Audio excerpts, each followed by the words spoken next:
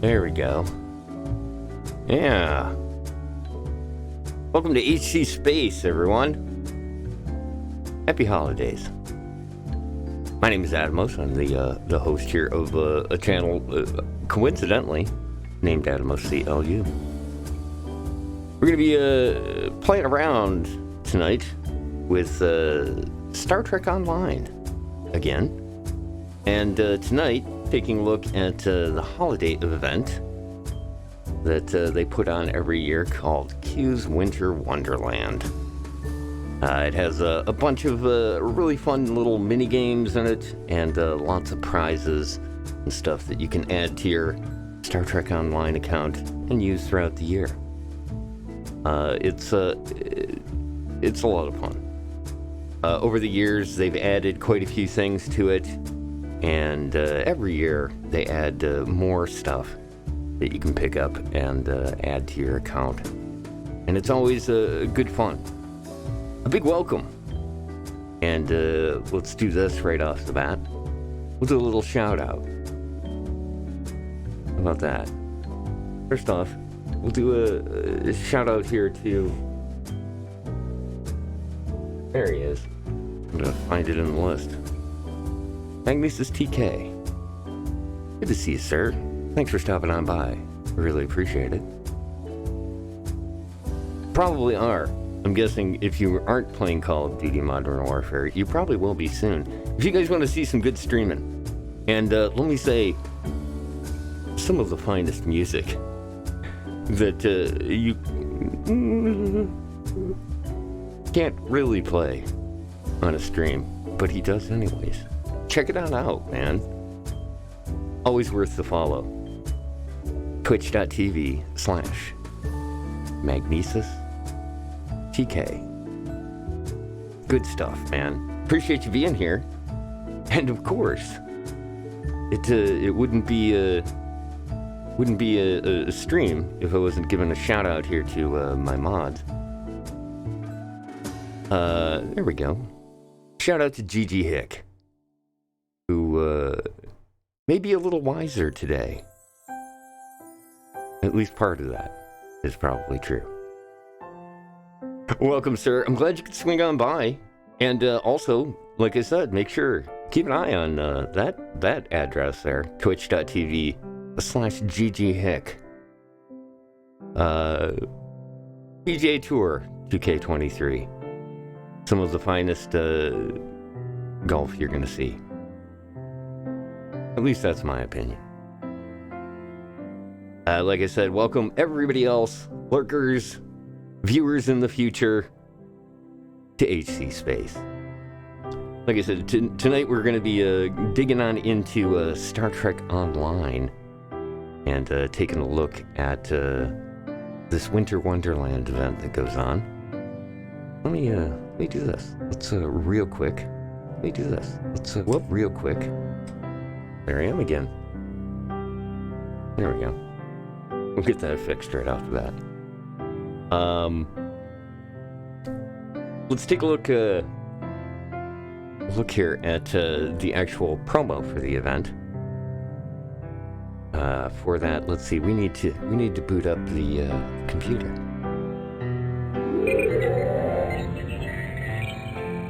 There we go. Let's get it up and running.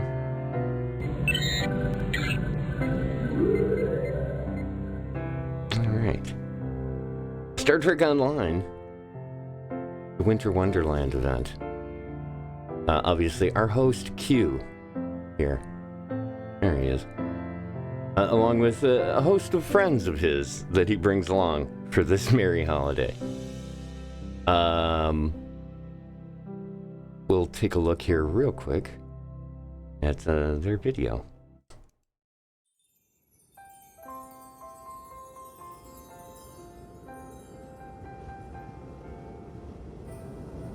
Welcome, one and all, to the most wonderful time of the year. Did you know that, in human cultures, the winter solstice is almost universally celebrated? Well, far be it from me to keep the rest of the galaxy from experiencing this joyous time. Come and join us for ice skating, snowball fights, traditional Klingon fishing, Gamikoskari, Borg-assimilated snowmen, Snowconians, and a personal favorite friend of mine,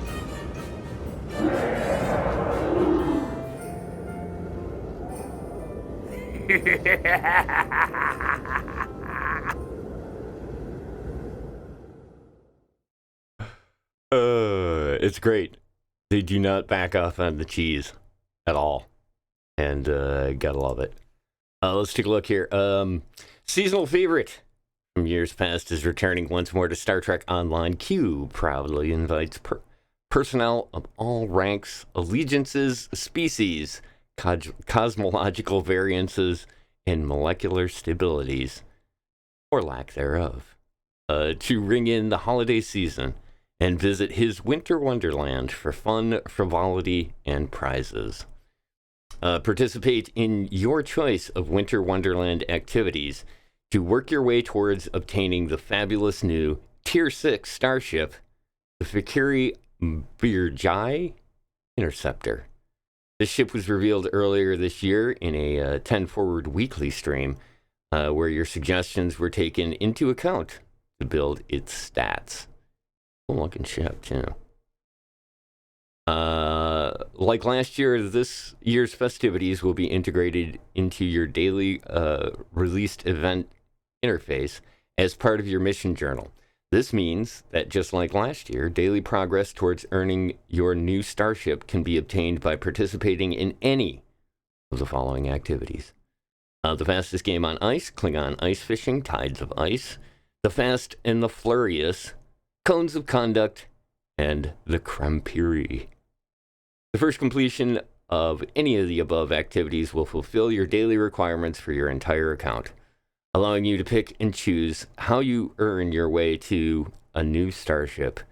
Play whichever activity you enjoy the most, or change it up each day for greater variety. The event system will also offer instant and immediate access to visit the Winter Wonderland from most non-combat maps in the game, simply by pressing the transwarp button on the event interface.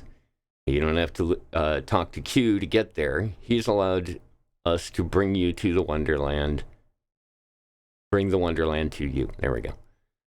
Each of the above activities, as well as others you can participate in during the winter event, are still reward you with various holiday ornaments, which can be used for different denominations to purchase yourself a variety of rewards from years past, as well as a number of new additions that will arrive with the relaunch of this event this year.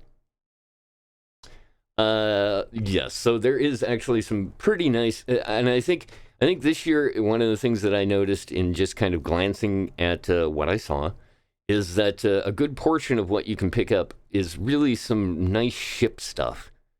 And that's this new Breen space set. When you collect winter ornaments this year, they can be used to unlock a brand new Breen set that you can take with you outside of the winter event. There are 3 cryonic items in this set. The omnidirectional cryonic beam array, which, for those of you that use beams, the omnidirectional sets are so nice. Basically means you don't have to turn your ship. That 360-degree firing arc for this particular weapon. There's also the cryonic torpedo launcher and a universal console, the Breen cryonic module. Equipping 2 of the frosty items unlocks special set bonuses.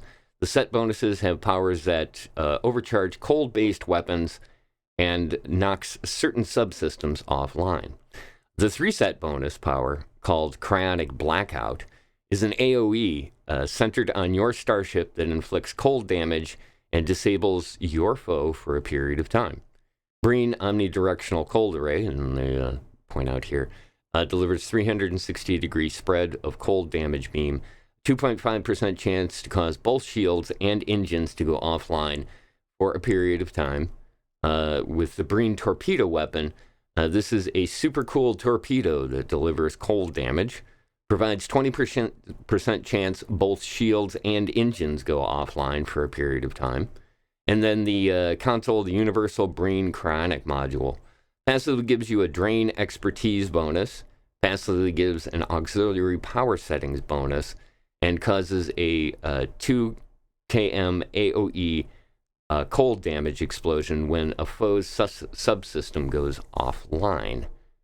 The 2-set bonus, 10% increased cold damage on top of what I just read you there. And then additional 2.5% chance to hold nearby foes for a period of time when cold damage is delivered.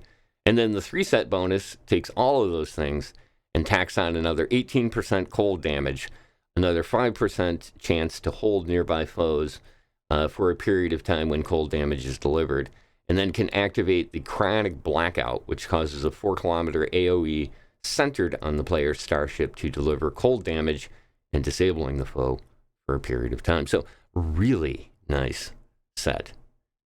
This is the other item here. This is another one of the nice things that they've given us this year to pick up, and we'll take a look at this because I got a chance to look into it a little bit more, and it's got its charm. The Red Riker BB gun. Yes, that's right. Red Riker BB gun.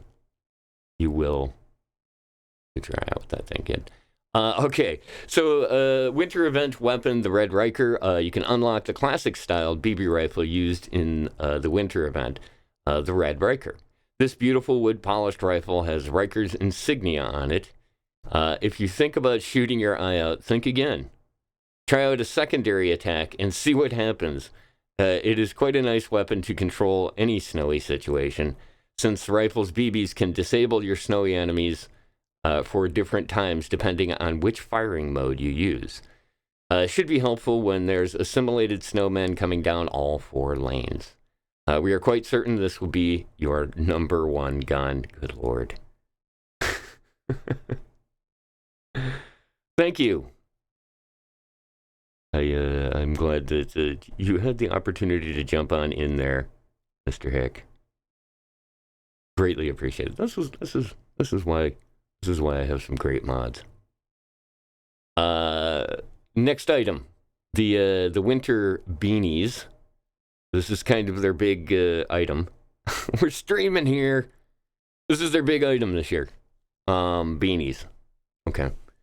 Not grand. Just mostly because the last few years have been quite a bit of clothing options, and this year it's just the hats. But that's okay. You know, it's free stuff.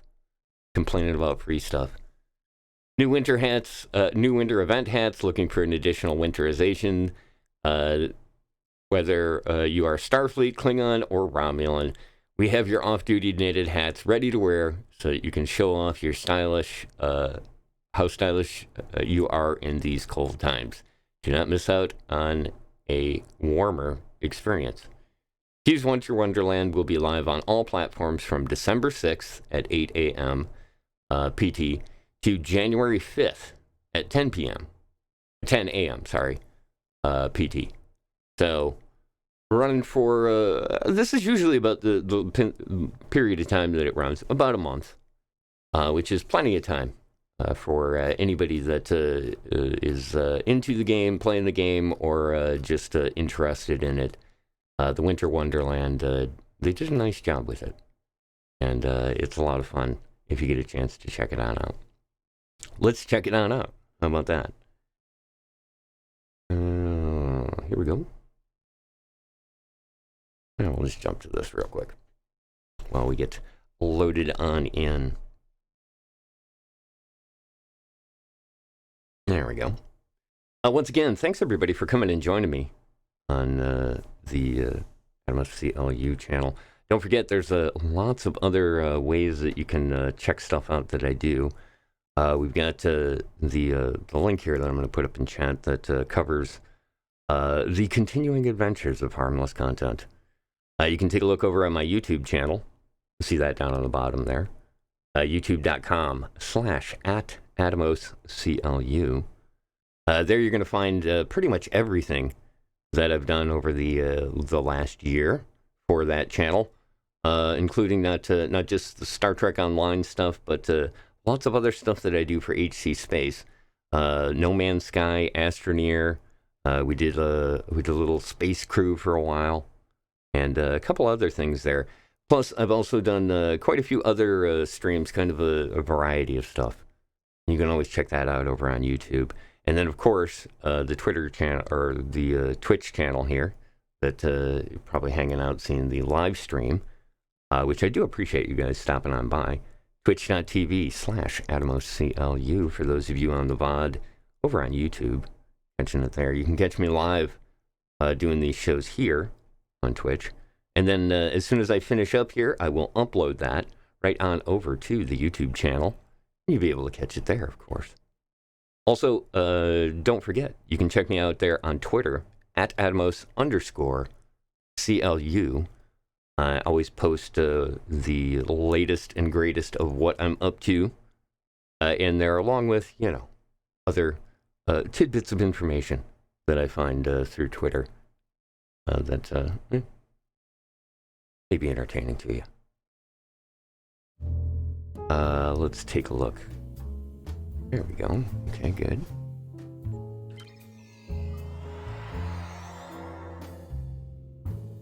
Loading on in.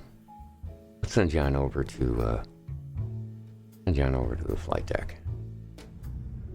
Oh, we're looking for a game. There it is. You found it.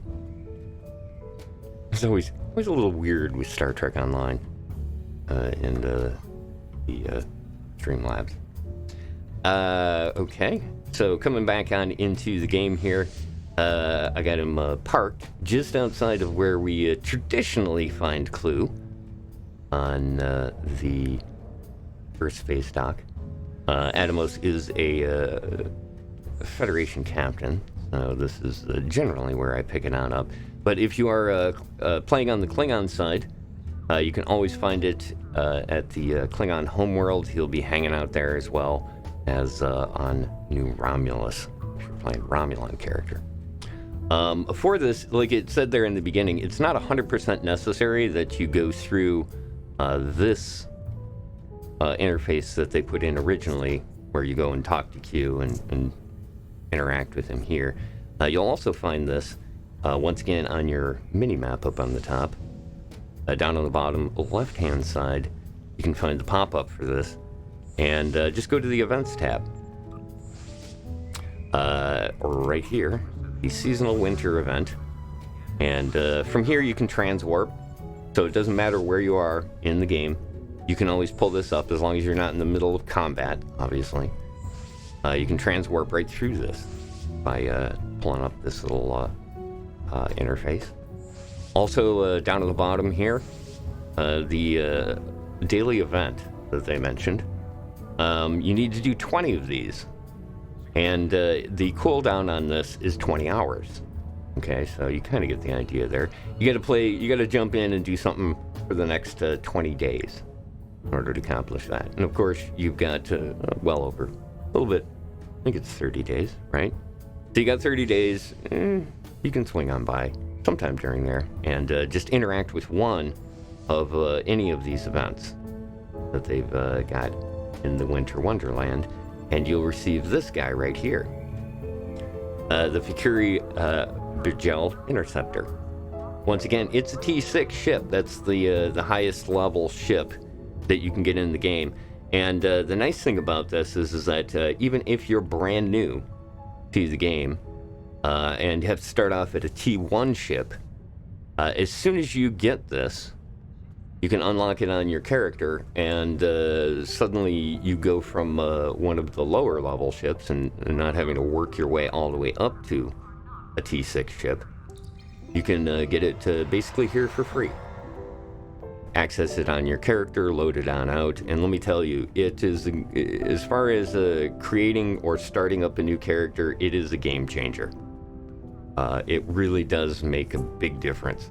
Now, just like it does, Star Trek Online does with a lot of other things, it will kind of, you're not just instantly You can't instantly access all of the other benefits of being level 65 in the game.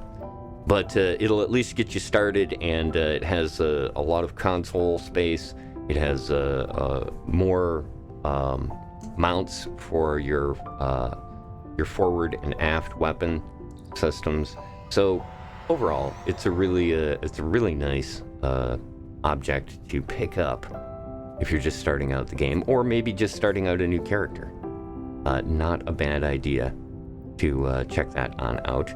And then also, as with every one of the other events that they do like this, where it takes a period of time to do it, once you complete it, once you've earned this and get it, after that, if you continue to do the event stuff, you're going to earn 2,500 dilithium ore. The reward starts out at 2,500 dilithium ore. So all you have to do is one event, one day, and you get to 2.5k of dilithium. And then it increases by 2,500 each time the reward is claimed, up to a cap of 25,000 dilithium. Dilithium is, for those of you maybe new to the game, this is like the kind of the higher level money in the game. And you can basically earn it in various different ways throughout the game, but it is used for purchasing quite a few things through the dilithium store. So it's some of the harder of the currency to acquire and gather as time goes on. And yes, that is ore. So that does also mean that you are going to have to refine it, which you can refine, is it 1,000 units a day? I think that's what it is. Let me see. 8,000, sorry. You can refine 8,000 dilithium per day. There we go. Well, actually, I haven't done that yet, so there we go. Get that done, and then in, I believe it's 24 hours it resets. So you can then refine the ore down to refined lithium. Do that, and then, like I said, there's a store, which allows you to purchase all kinds of items, EV suits, hanger pets, and a bunch of different stuff that you can add to your account on this character. And then, of course, there is also the dilithium exchange, which allows you to basically sell your dilithium and purchase Zen for that, I think. Yeah, here we go. So, like, basically, you can purchase, and then the Zen is, of course, used in the store, the Zen store, to purchase all kinds of their higher level items. Like, for example, any of the ships they have, you can kind of get an idea here. And there's the tier 6 ship selection. And these run about 3,000, right around 3,000 dilithium a piece for the different ships. And then there are also bundles that you can pick up with that have multiple ships in them as well. So if you have a certain kind of ship that you like to work with or play around with, you can see there's all kinds of stuff here that you can get through the Zen store. It's like that. All right. So, like I said, when you kind of get started with this, there's a couple of different ways that you can get in there. For this, I'll just, for anybody that hasn't had the opportunity to play the game or see this, I'll show you kind of interacting with Q. Peldor Day of Honor. Is that how you say it? I find mortal holidays so perplexing. I suppose that you must find ways to liven up your dreary existences. But really? Trees covered in baubles? Roasted targ? And how can it be a silent night if the humans won't stop singing? I do, however, enjoy games played in the bracing chill of a winter's day. As a holiday gift to my favorite mortal, I have created a winter wonderland for your revels. When you're ready to go, just say the word. So, yeah, here we go. Kind of the introduction to it there. Right from here, you can just go ahead and visit the Winter Wonderland, and then there's also the other fun of interacting with Q, where you question his power, and when you do, he changes you into one of various items. So in this case, I'm one of these creepy little spiders. But yeah, there's a couple of different variations, and then you do the whole, really? And when you do, he changes you back. But like I said, yeah, it's kind of fun to play around and see what you get, and then run around the star base. Species 847. Mary Peldor Day of Honor. Okay, so you get the idea. Lots of different things you can just goof around with there. We're going to visit the Are you ready Wonderland. to feel the winter wind whipping at your... Never mind. Regardless, I fear you may be too frail of body and mind to withstand all the merriment I've conjured up for you this year. Still, if you insist, so be it.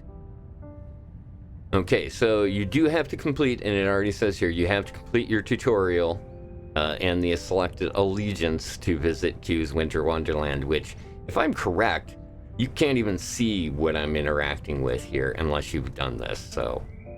But either way, you do have to do a little bit before you can get started in this, but it's not much at all.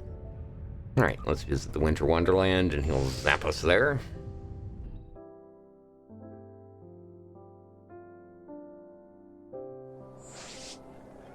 Here we are. This is one of many instances of the Winter Wonderland, and you can kind of see here, this one's actually probably full. Part of the reason that I'm doing the stream today is generally the fact that the first week and a half, maybe 2 weeks, this place is always busy. Because obviously people are trying to go through, complete their event stuff, and even do the maybe their daily requirements, or just pick up the items that you gain in your inventory that you can use as purchasable. Or they're basically the Winter Wonderland currency here. You can kind of see this is all of them here. Alright, there's 2 green ones, which are a little harder to get, and then these, which are just kind of the commons you run into. It looks like this year there's a lot of the this broken ornament fragment one. But you also have the meditation incense, the holiday ornament, the Bolon candles, and the Targ earmuffs, and then the rarer ones, the Andorian sleigh bells, and the Bajoran gratitude beads. That's pretty much all of the currency for this event. And when you want to purchase something, go over here in the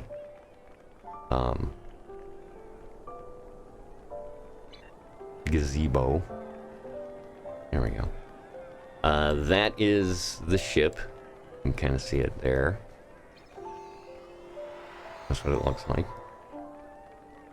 A wise man can hear profit And in this the guy wind. is always talking. Hear that line quite a bit. This is the item vendor here. He's over on, what would this be? The east side? Yeah, the east side. When you interact with him, he's going to show you all of the items that are exclusive to the event. You can only claim these during the event. But there's always next year you don't get a chance to. And you can kind of see here that, for example, this is in the costume section. This is the new hat, the winter hat, and it costs you 10 of each of the basics and 8 of the 2 rarer ones there. Lots of different items. Don't forget, anytime you want to take a look at this, you right click on it and it will show you a picture and then give you a little description of that particular item underneath. And this has gone on for many years, and so there is a ton of things that you can acquire, including the snow outfits, some of the other items like the ugly sweaters that came out a couple of years ago. Lots of different ones there. The choo-choo one from Lower Decks. There is also more sweaters. The environmental jackets. And those come in different colors. And you can't change the color of the item. It's basically kind of the... each one of those is its own color and look. But there's a lot of different options to choose from. for each of these items. There's some more sweaters. These are from the year, a couple of years ago now. The Gorn one. There is also, let's see, the jackets, long jackets, like these. Plum style one, pumpkin spice, the pumpkin spice jacket. Gotta have that, right? It is actually quite nice. It's a good combination of oranges. There's the winter jacket. These are the short ones here. Okay, so there's the long ones, and then there's these short crop jackets. We also have as well. Winter jacket. Okay, there's the long ones. That's the mistletoe versions of them. And there's the same one, but the cropped version. So you get the idea. Lots of different ones like that, and I think that's all of them. Yeah, it's like jackets, sweaters, and the hats. There's also the ground equipment. So these are items that like the batless and other ground weapons that you can use. LARPA. There's also armor that you can pick up for your character. Pretty nice armor, actually. It's the purple tier stuff. And like I said, here you can just kind of hover over it and see what the stats are on it. And if you right click on it, it'll give you a description and all of the other things. And you can see here, these are actually parts of sets. So just like I was bringing up there when we looked at the webpage, if you get all of the items in the set, it adds bonuses as you get more and more of these items. And obviously, the way that they've got this set up is here's the 4 items in the set right here. On top of that, there's also the kits that you can put in your module tool, which will give your character combat skills, or in cases of science, it'll give you medical skills, or like holding spells type skills. And tactical, obviously, is more damage type stuff, and engineering is for repairs, and in this case, stuff like freeze armor, which will do stuns and other things like that. And then also the other thing you can pick up here are training manuals, and you can use those training manuals in order to train your bridge officers in other skills as well. So lots of stuff that you can pick up here for just the ground equipment. And then, as I was saying before, here's your new space equipment. Anything that's new, they always mark it as new, so you can find it quite easily. But you can actually see here that now, with this new stuff that they added in, it basically gives you almost an entire set that you can hook up. So if you wanted to set up a Breen ship with full ice equipment, well, this would be the way to get it. Just like in the summer event, has stuff that is seasonal appropriate. The other thing you can pick up here is the vanity shield for the Fikiri vanity shield, which is just that. It's a vanity shield. You use it in your visuals, and it will add a different look to whatever ship you put it on. Some more training manuals. This is for the space skills this time, for your character and your bridge officers. And then there's the vanity pets, which are just that. They're just they're not combat pets, but there's a bunch of different ones that you can pick up here. Tortured elf, Saint Bernard, lots of kind of things. The abominable snowman pet, lots of good stuff there. And then the Wonderland gear, which this is stuff that you can only use during the winter event in the winter Wonderland area, because there is no use of regular weapons here. You have to use the stuff out of the vendor in order to get it. So when you first get here, it's a little tough because you do have to earn some stuff in order to get your first kind of gear loadout, or have a friend, or you can claim the items on one of your characters, put them into your account bank, load in your second character, and then purchase the stuff just like that. The new item, the Red Riker, right here. It's actually not a bad. It's pretty easy to kind of come by the stuff that you need in order to pick this up. Which, like they say, it's a pretty good little weapon for just getting started. All of the other ones are basically the same price, but that one is kind of a neat one. There's also the fishing gauntlet that is used exclusively for the Klingon ice fishing event. We'll take a look at that in a little bit, but you have to pick that up here. I think you get started, you can go over and pick up like a low-level one, which basically gets you like all kind of small fish and stuff. And then you can get the blue one if you want, or I would just recommend go straight for the purple one. No point in spending the items on something that you're probably just going to delete out of your inventory along the way. The other thing about these items is they are character bound. So you can't claim it on one character, put it in your account bank, and then have it, you know, pick it up on other characters. You have to actually purchase it on that character. But there's lots of good stuff that you can pick up in here, and definitely some cool things to take a look at. I will kind of show you here. This is your tailor. Okay, this is the guy that you're gonna interact with in order to put together other outfits. And then don't forget, anytime that you have an outfit in your inventory, you can always right-click on your character over on the top left-hand side of the screen there and go to Change Outfit in the pop-up menu on the right-click menu. And that'll show you the list of all of your different characters, the ones that you have currently saved. Where did I put that one? I have quite a few of these. I've unlocked them over the years. What did I call it now? Oh, here, we can take a look. Here's one of the sweater ones. It's the Federation ugly sweater. And items for a bargain. there's one that I was going to use for this.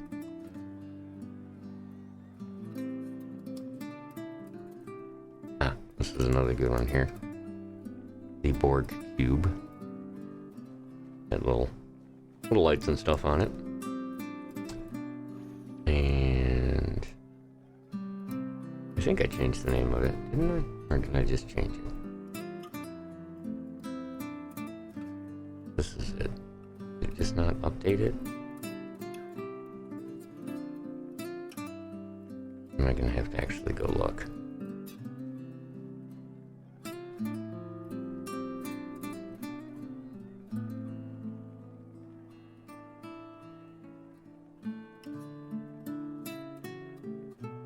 Definitely should check that. Let's see what this one is. No, that's not it. Gosh darn it. Let's take a look. Easier to find it this particular way here.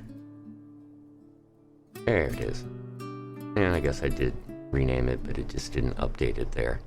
Let's wear the one. Wearing the dog. The dog shirt, or the dog sweater is definitely one of my favorites. Alright, and I think that's it, yeah. Yeah, we're good. Okay. The dog is just such a great character. Okay, so when you arrive in the Winter Wonderland, there's a couple of things that you can take a look at right off the bat. Obviously, one of the things you're probably going to need to interact with quite a bit is right here in the center. This is your bank. This will allow you to access not just your bank, but your account bank. Also, if you're in a fleet, your fleet bank. And you can go right to the markets from here, send and receive mail. This is probably one of the good things as far as interacting with stuff. When the winter event goes on, this is a nice one-stop shop, where you can just interact with all of the different stuff here in this. Let's see. Other thing here that you can kind of take a look at is this is the old way of getting the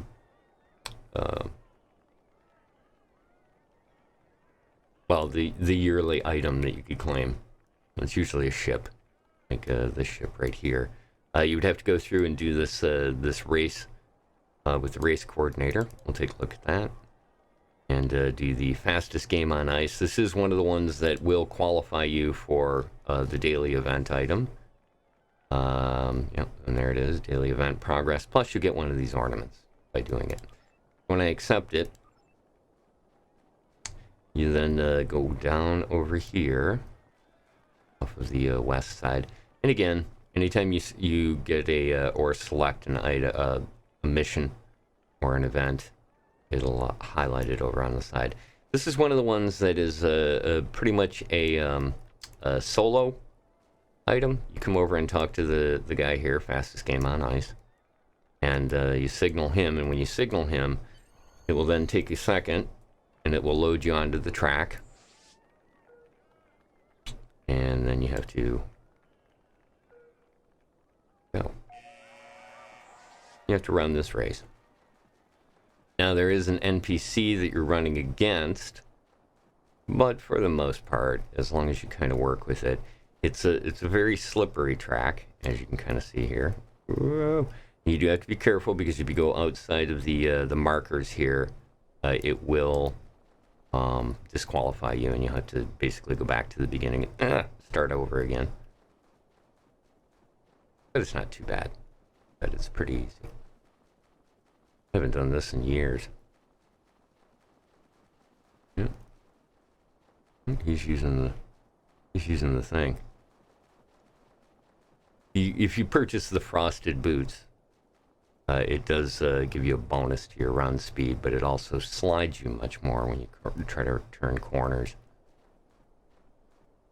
Not too bad, though.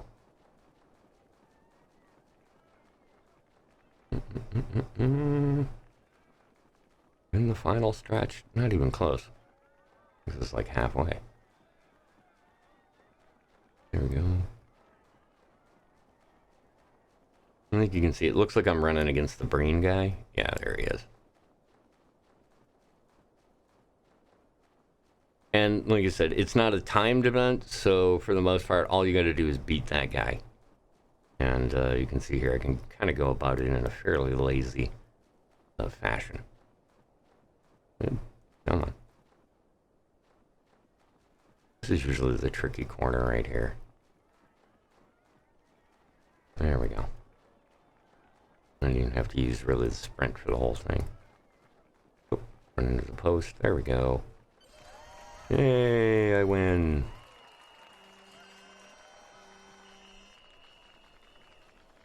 There we go. After you complete it, you go over and talk to the same guy that you talked to in the beginning up here. And stand behind Q.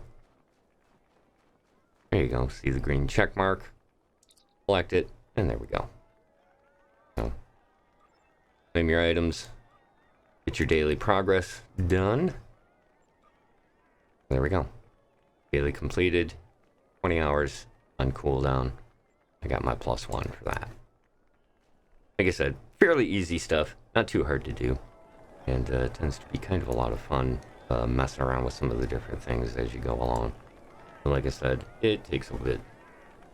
Alright. Server not responding. Give it a second to catch up. There it goes. Come on. Chunk, chunk, chunk. Okay. Okay, so like I said, one of the things here, we'll go over and take a look here real quick on the vendor. One of the items that you are gonna want to pick up, I just mentioned earlier. Where is it? The Wonderland gear.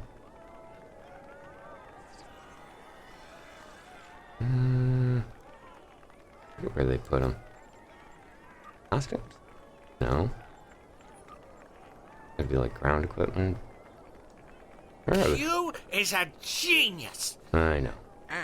Chill. Where is it?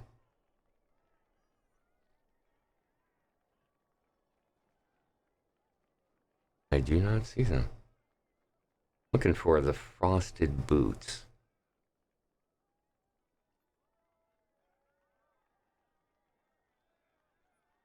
Oh, weird. I do not see them here.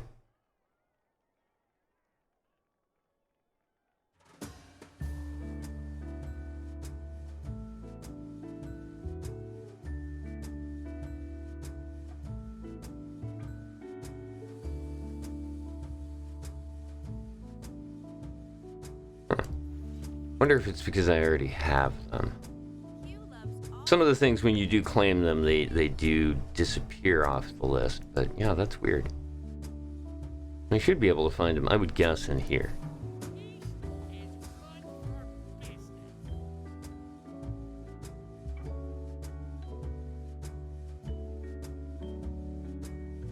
Yeah, odd. But yeah, like I said, it's probably because I've already claimed them. A lot of the time that does happen. And what that is that's this little guy here, down on the bottom. The frosted boots, they increase your run speed, but they give you a big negative to your traction. But the other thing, and this is really one of my favorite things, so I'm going to show this off right away. Oops, wrong side. We're on this side here. There it is.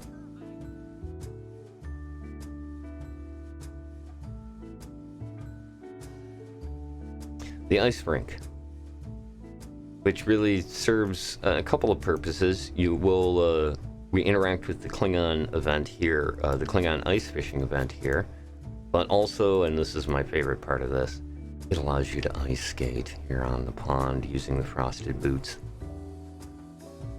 You can do, it's really not much. Kind of entertaining, but I love it. It's a lot of fun. They've done some nice job upgrading and changing this over the years, and now they have the Klingon ice fishing part of it as well. Well, lots of good stuff. If you're interested in the Klingon ice fishing, you go over and talk to the fishing master here, and he'll give you the basic level gauntlet that you use in order to do the fishing. And like I said, we got that coming on up here. You take a look over on the right-hand side here, right by my my mini-map. It will, when you come into the winter event, it will show you all of the winter event items that are coming up and how long until those start up. So you can see here, there's going to be 2 fast and furious runs. There's one that starts in a minute and one that starts in 8 minutes. Let's go over and catch the first one of these. Okay, so if you get the frosted boots equipped, you can move a little bit faster. But then you're always slipping and sliding around. Usually, I think everybody pretty much runs this this race here with them. There's one person here. Hello.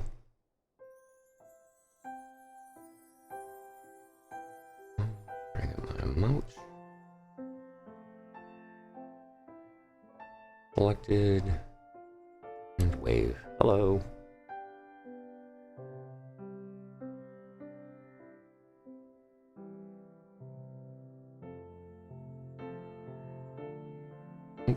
They're gonna interact. Cool. Bloodwine.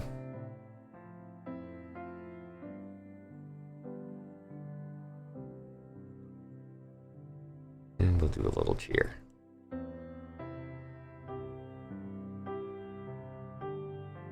For Patty Packlet.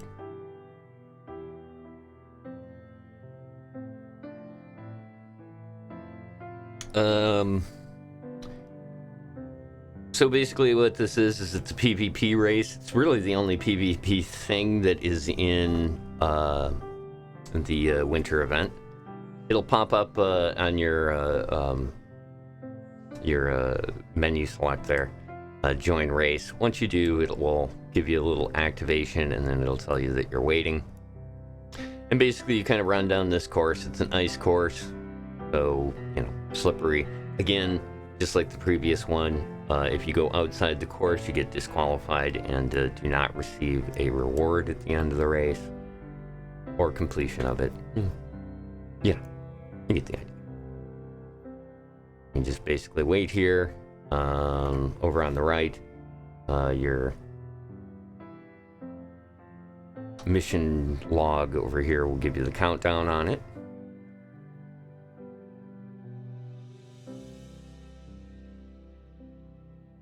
Let's see. I think did I put in? Yeah, here we go. We got some of the event pets. Let's pull out the snowman. Nope. No. Let's get started with the race. doubt I can even get caught up at this point. Which is okay. I'll take third. It's a tricky course. It is a lot of fun, though, when you get a really big group of folks here playing.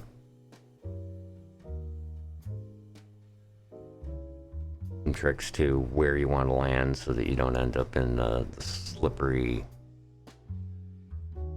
spots.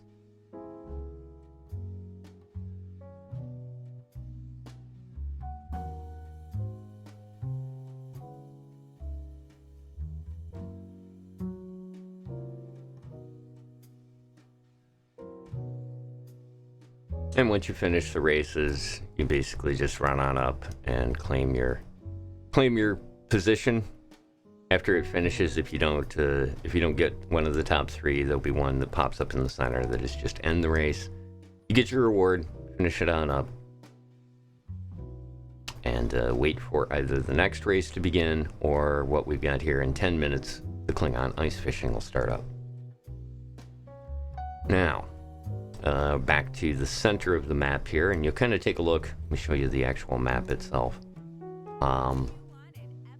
This is basically the main hub, and then there's the ice pond there. There's an event that takes place over on this side, one that takes place over on in the northern area here, and then kind of a big open area behind the pond, and just kind of an area to explore, take a look around. While I'm waiting for ice fishing to start on up, we'll go take a look at a couple of kind of neat little things here. If you're into going through and doing some of the character items, not here. Where is it at? In here? Yeah, the accolades.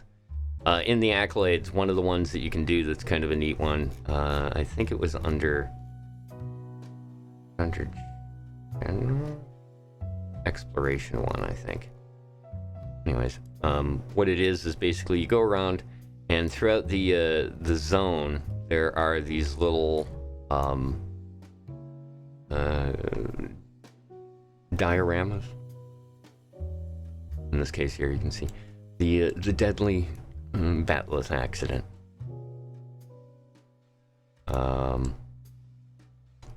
Other kind of neat ones here. There's just this guy.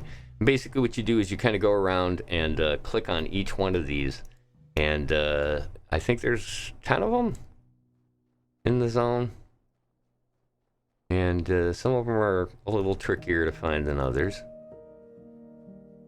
But you just basically go around and click on each one of those, and then you'll get an exploration accolade for the snowmen. There we go. There's another batless pick out.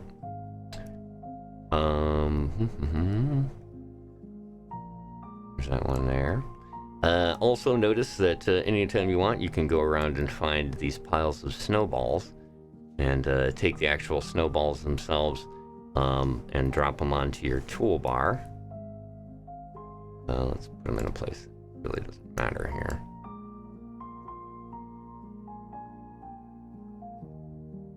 Come on, work with me, game. Well, you're supposed to be able to put them on the toolbar, but there they go. Okay. I'm gonna double click on them, I guess. What it allows you to do is you can basically throw snowballs at other players. You go in, you can gather more by just going to the different ones. You get 15 each time you grab it. And then you can use them to throw at other players, or by selecting those players and then clicking on it, or you can throw them at other items. There we go. The Batless Army, back in the back here. There's also a Snow Mastiff, hangs out up here. Always love this fun. This is a nice looking little area here. In some cases you can run across NPCs working on some of these. One we've seen before.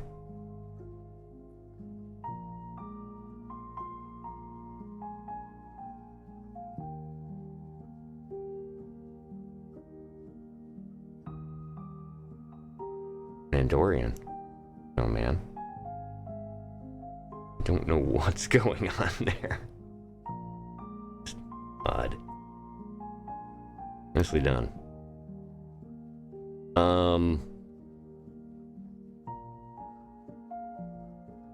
Here? Yeah, there's another one that we haven't seen. Got a phaser? Yeah, got a phaser. Shot a hole through him.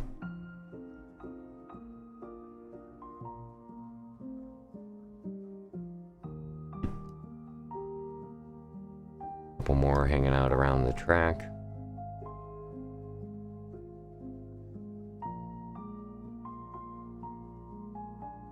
Little hut over here. Some cool environmental stuff, like I said, that they kind of put in. Really makes the area nice. There's another Andorian.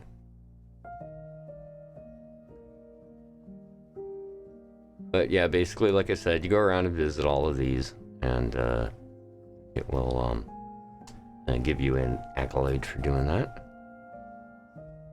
The other one waving. I think he's a Vulcan. I'm gonna guess that's a Vulcan. He's Starfleet. These two over here.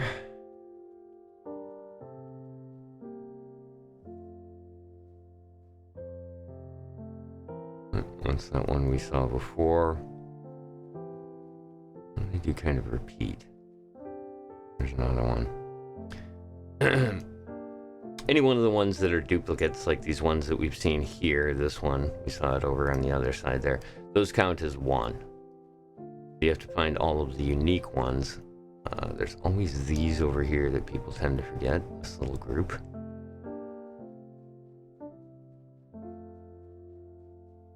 There they are. And, well, there's the gazebo. On the other side here is the Tide of Ice. We'll go do that event when it comes up. It's in this back area right here. That one's quite a bit of fun, whether you have a big group or a small group. But basically, it's an entire community event. Everybody works together in order to go through 10 waves of assimilated snowmen. Okay, 3 minutes to the ice fishing. A couple of things that you can acquire. Like I said, the pets, right? Pull that one out. There he is.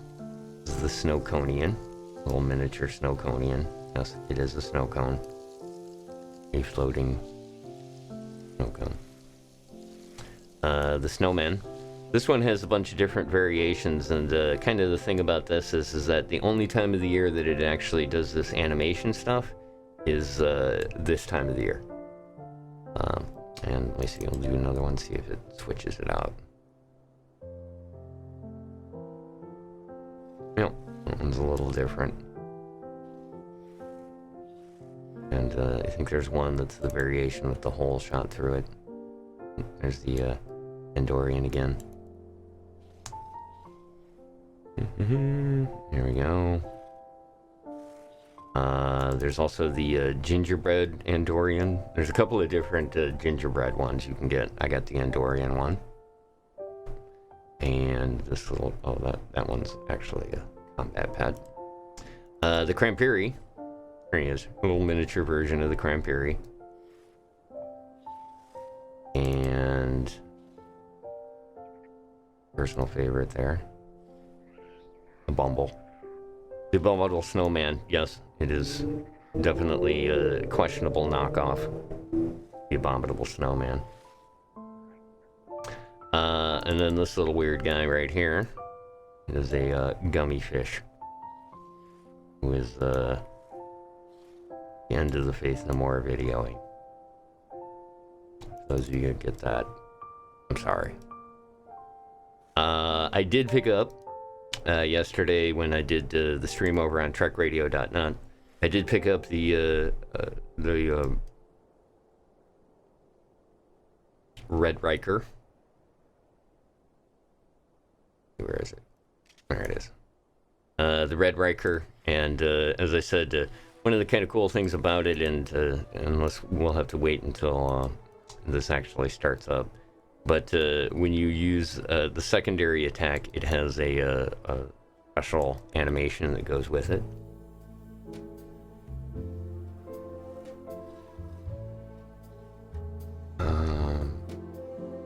Oh yeah, I should mention this while we're waiting here. We got about a minute before the ice fishing starts up.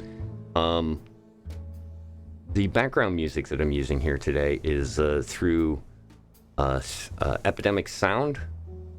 It's DMCA safe music for streamers. Go over there and check out epidemicsound.com.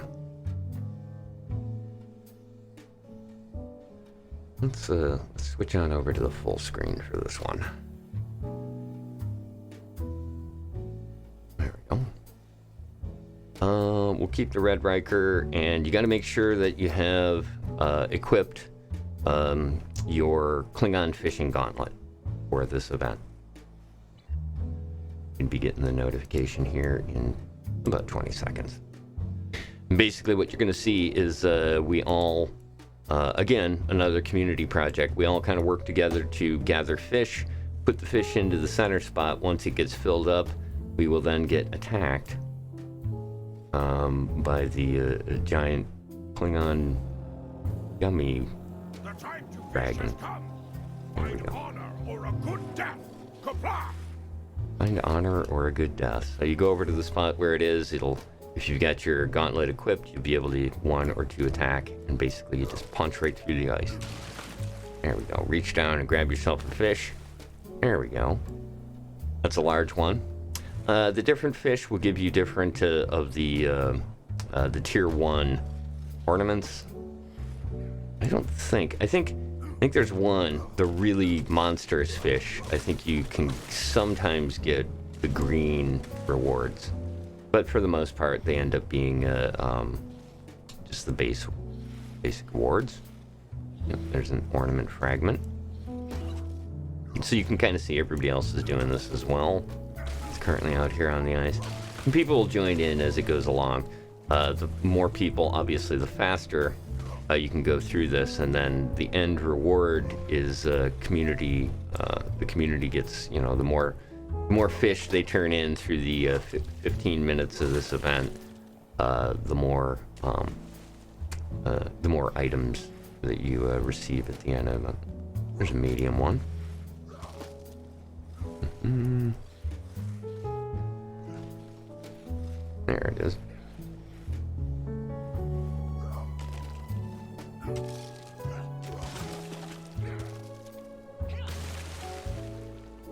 Another medium. Let's see if we can get a monstrous one this time. This is also a really good one to have the frosted boots for. It's a random, by the way. If you're thinking that there's some kind of special way that you can get the bigger ones, it's random. We've done it for many years, and gosh, last night I got like 4 monstrous ones in a row. Don't see that too often. Ooh, there's a small one. Small one.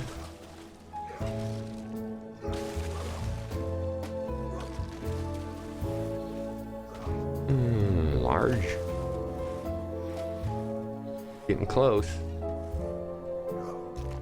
if we can get one of the monstrous ones. Come on. We get something. Whoop, this is one of the bigger ones. This one you actually have to fight in order to get unheld. So you got your basic attack, and then you can do the slam attack. There we go. There you go. Uh-oh, Koskari's here. So now you have to switch over to your weapon, which we've got the Red Riker. Basic attack on the Red Riker is not working. Oh. Interesting. Well, it looks like it might be broken. Yeah. It is definitely not working. Oh, switched it over. There it goes. Okay, finally. Wow, that took quite a bit. Alright, so when you use the secondary attack on this... Come on, target it. There we go. When you use the, there's the single attack, right? Just a BB gun. Choo choo. But the secondary attack does this. It puts a pair of goggles on you, or a pair of big glasses, and makes the good, the bad, and the ugly noise. They went all out with this one this year.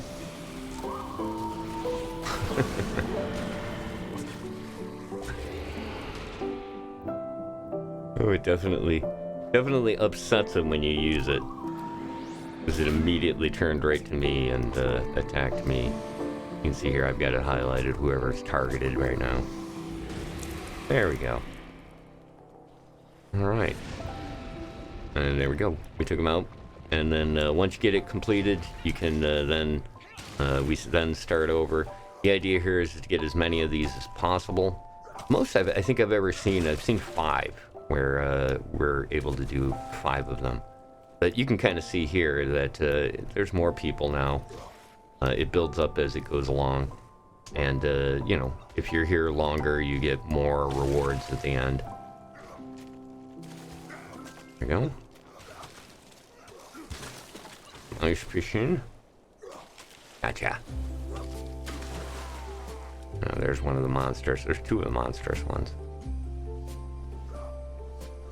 The giant gummy fish. Which generally makes me want to go buy a bag of Swedish fish.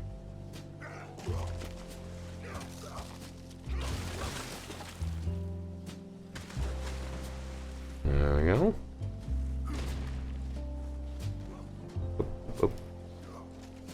I have to put my skates on.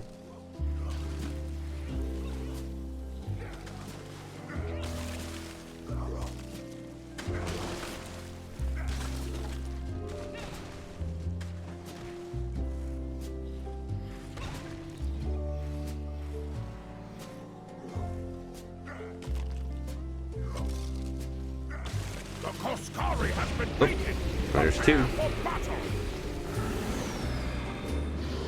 Let me see if I can get out of here and get to the weapon that I usually use for these.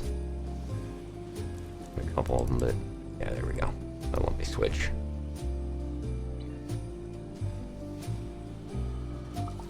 I use the dual snowball gun.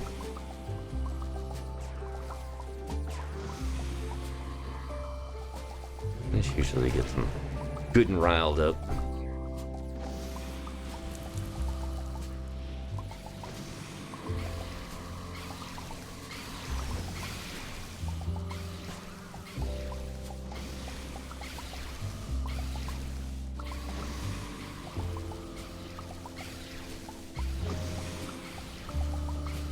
Almost.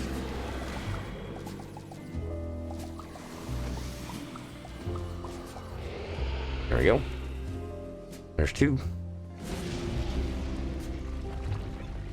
Oh. I'll get it.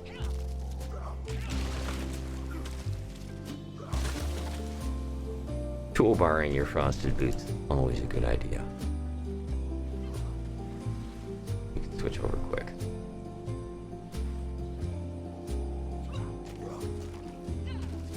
Yeah, pretty good turnout. Yeah, during the show yesterday, it was crazy how many people were out here. I think they've set the cap on an instance to 20 people this year. Ah, there we go. There's the monsters. I always like to have some fun with it.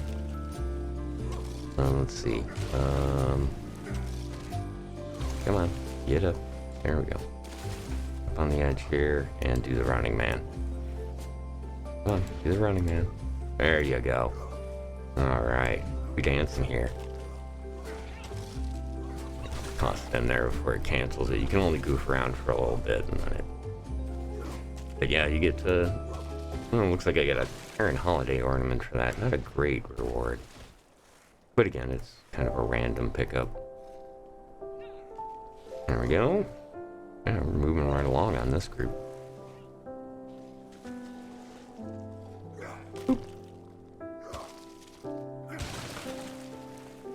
Oh, it was just such a very Klingon event. Usually 2 hits and a slam. And 1 more hit. There we go. Put that in there. Be going. Yeah, there it goes. Prepare for battle.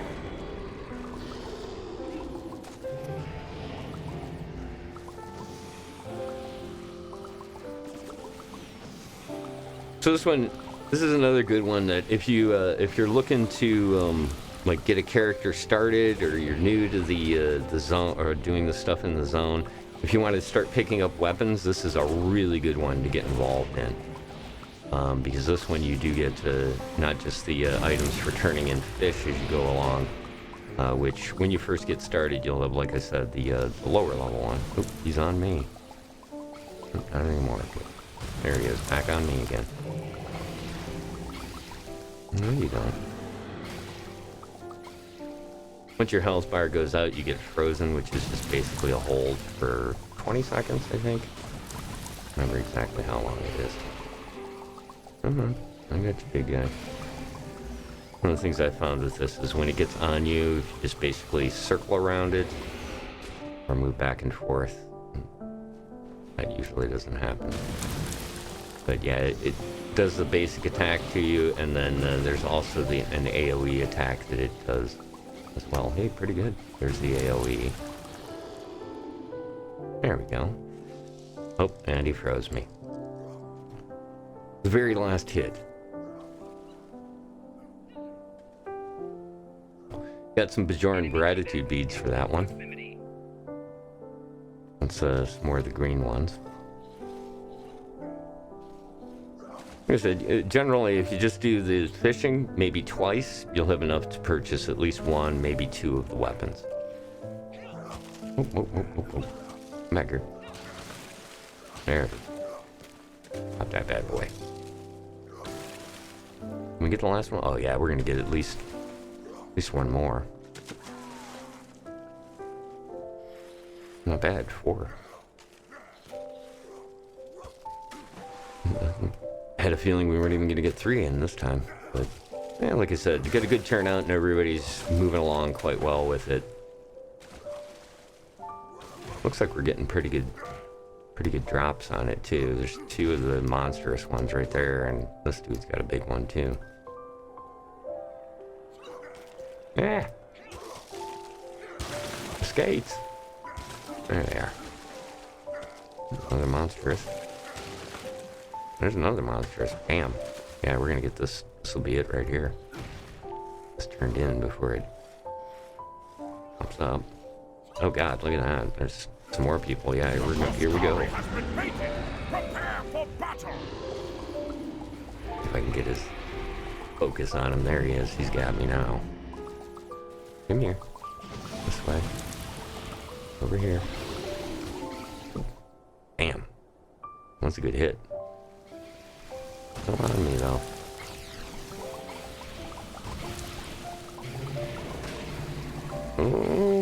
Almost. Oh. No.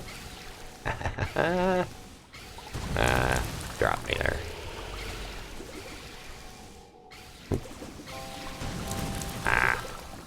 Walked right into that one. Yeah. You got me.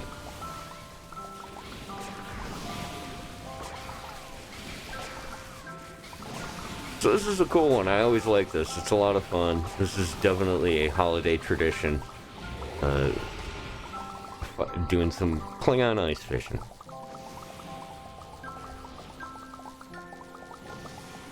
Oop. Okay, got that one. Can we get one more? 1 minute left. Probably not. We can do a few more. Get a few more in here. Oh, that was something else I wanted to find. This year during the Halloween event, one of the things that you could do is after doing hold on. After doing the the Halloween event, the final reward on that, there were 2 of them. one that gave a kind of a nice buff for your ship that you could attach to your inventory on your ship. And this one here, which is Silvio's Feline Charm, turns you into a cat. Can you ice fish with the cat?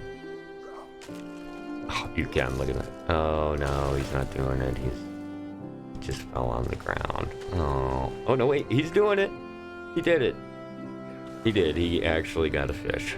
It's pretty great. It basically turns you to a cat for 1 minute. Cool thing about this is that it's just it's a ridiculously fast run speed that you get out of it, and plus you also get real high jumping abilities. There's a visual glitch. Whatever your weapon is shows up there. Kind of cool. Like I said, I dig it.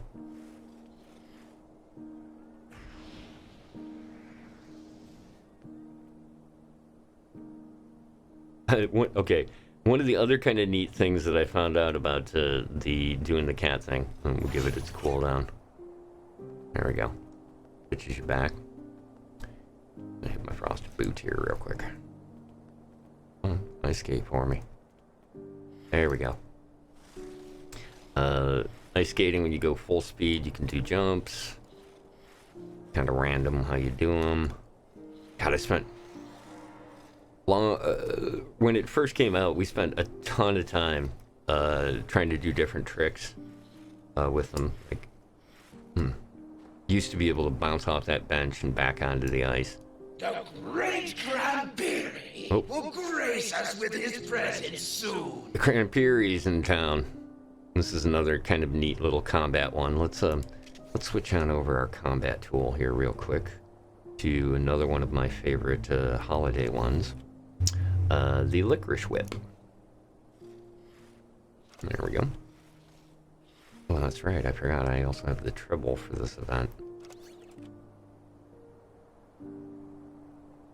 I forget what it gives you.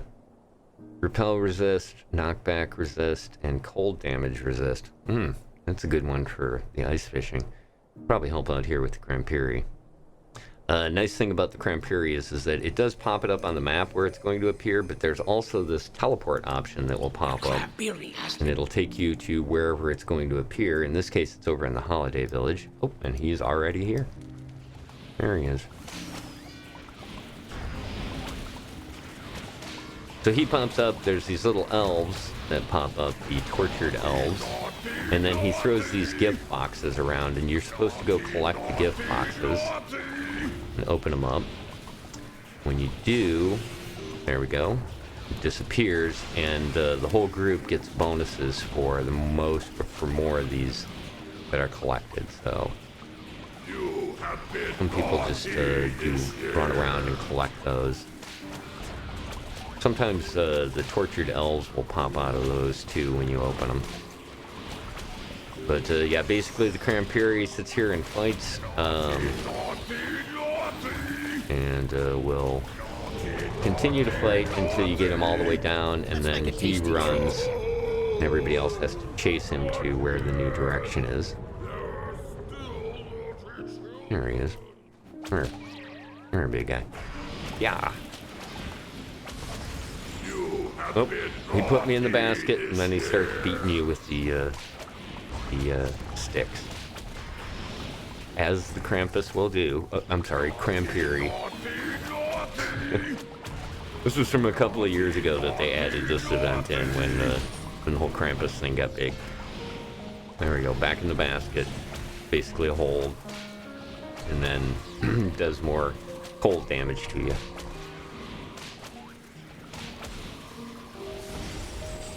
A lot of people working on this time.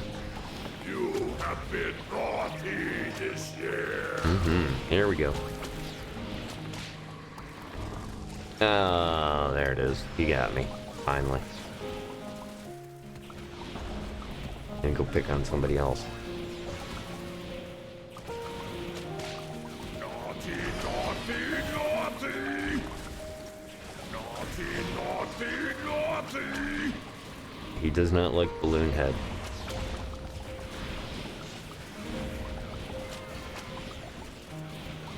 guessing it's probably an alien race. The nice thing in the character creation in this game is basically they give us just called alien.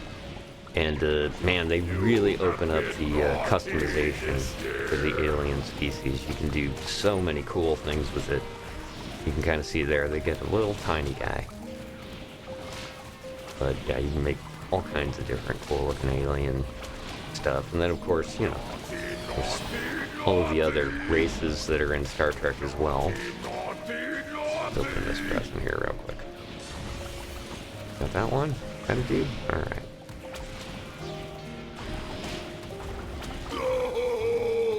No, there he goes again. You can chase him 3 times? Yeah. Chase off the computer as many times as you can, and then they give us a countdown timer. And chased away twice. And we've freed 11 gingerbread people so far. That's what's in the present.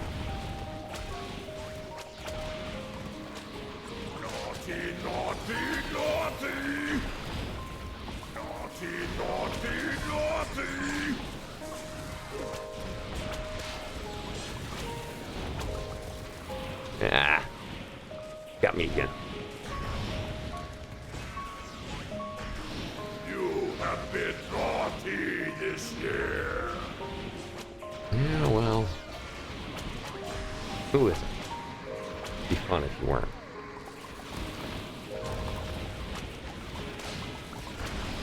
Basic attack, big attack, medium attack. And then the thing about the whip is that if you back off, it kind of throws chunks of the thing at it. So it's not just a melee, it's a melee range. Pretty good one too. I kind of find that like against the in Klingon ice fishing, you can get their attention, but it doesn't keep it real long. Where like the using the dual pistols, you can just keep it on you pretty much the whole time, because those really churn out some DPS, which is nice for the Tides of Ice event.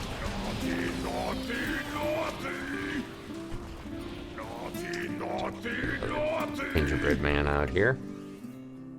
There we go.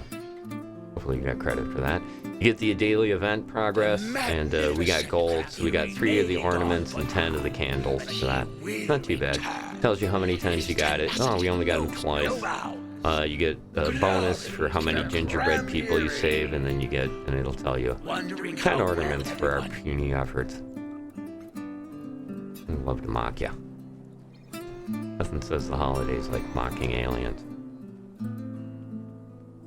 Gingerbread Town, you know, the Gingerbread Village. Man, I really thought this was a neat addition to the winter event. They really put some nice work into it. Looks quite cool. This is also part of the Snowconian event that we'll see in a little bit. Snowball fight, 3 minutes. This is one of my favorites here, but I think we got enough time. Let's do this. This is one of the side events here. It's a pie eating contest. Run over to the table here and eat the different pies. Each one is worth more points. Come on. There we go. Used to be you could double click on them. Let's see if that works. Oh yeah. Just very specific about it. Again, this is another one that the more you do, each one of them is worth different values. I think the larger ones are worth more, but they take a little longer, kind of thing. If I remember correctly. And they're all different kinds. Like this is, I think it's a blackberry one. It'll also pop up a little list over on the side here. There's a lemon pie. Which one's that? That's the smaller one. So you can eat it faster. Cherry pie.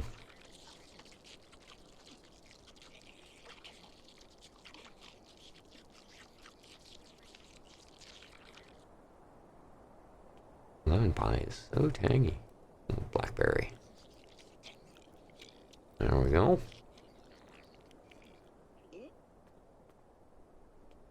cherry pie. I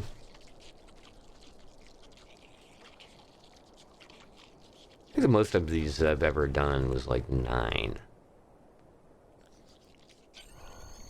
There we go. You can hear the little thing. We've eaten 7. There we go. Finish that up. And then you go over and talk to the guy. And he'll set you up with your reward. Finished. I'm done. Count my pies. I got 8. Collect the reward. Oh, good. We got gratitude beads and 3 of the holiday ornaments. Yeah, it takes about 2 minutes to do that one. Not too bad. Quick. Alright, so the next thing we got coming up here is the snowball fight. This is just hands down, has always kind of been one of my favorites, and it was one of the first year of the winter events. This was kind of I think there was this and maybe like a couple other things that you could do, but one's been around since the very beginning. And the thing about this one,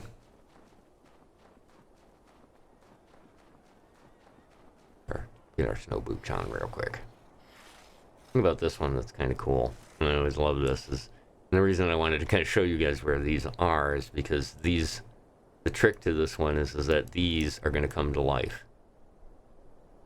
So we have to kill 100 of them, and then when the community takes out 100 of them, a giant snowman will appear here, and we take out the snow boss, completing this event. Generally, it doesn't take long. This is one that I really kind of wish that... There we go. There we go.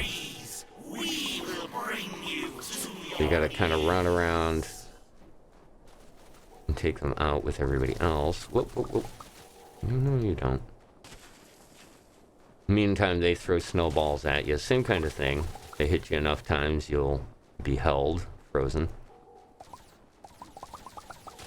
The trick to this one is over here. Is it? Yeah. I think I said. Yep. This one. There's this spot over here where there's just a few of them. But man, they will take you on out. And then there was that army that we saw earlier, and that one's the big one. I think there's like 15 or 20 of them there. It's usually pretty challenging to get that whole thing without getting frozen. Normally, this is where... I got one on me. Normally, this is where somebody will head over here right away and get this. By the number it's taken out. Oh no, they're still there. Oh god. Uh-oh. This is the trick to this one. Gotta kind of kite them.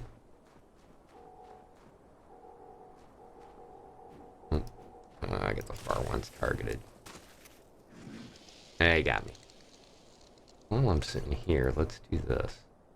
There we go. Swap that out. The big attack.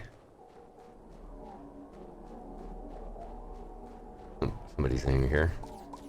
I rule all the lands of ice and snow. Oh. The giant snowman is spawned, so I don't even need to fight them anymore. Look at that.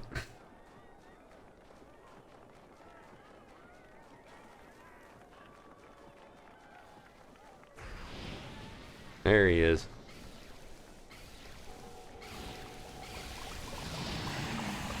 So, you basically DPS this guy down.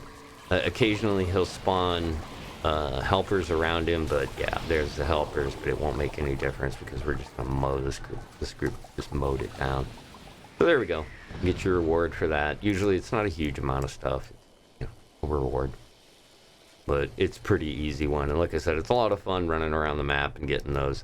Another one of these things that as time goes on with the event, eventually you can find instances where there's like 2 or 3 people in it, and that becomes quite a challenge. to take it out with that. All right, we've got a few minutes here. Usually the snowball fight, like I said, 15 minutes is a bit long for that event. It only took us like 3 minutes to complete it. But we got the Tide of Ice coming on up next, and this is one of the ones that I really find that can be a lot of fun. It can definitely be challenging, and it takes a good portion of time to do it. It's got the more of the assimilated snowmen, the Borg assimilated snowmen, attacking this area here. Come up here and I'll show you. Again, I really love the design. The areas look really nice and have a real nice, like, winter feel to them for sure. Somebody's here.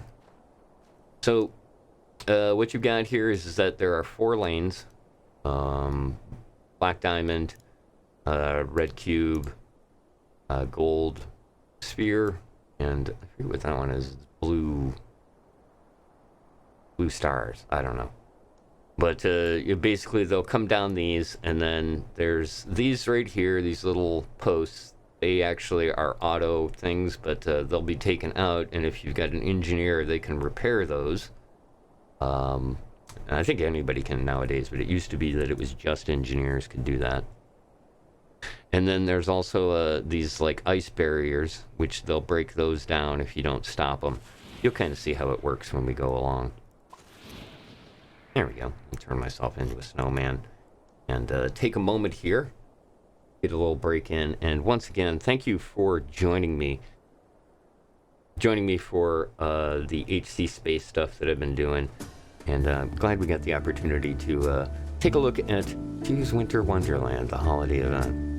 Like I said, I'm going to take a little break here, and then when we get back, we'll jump on in to Tides of Ice.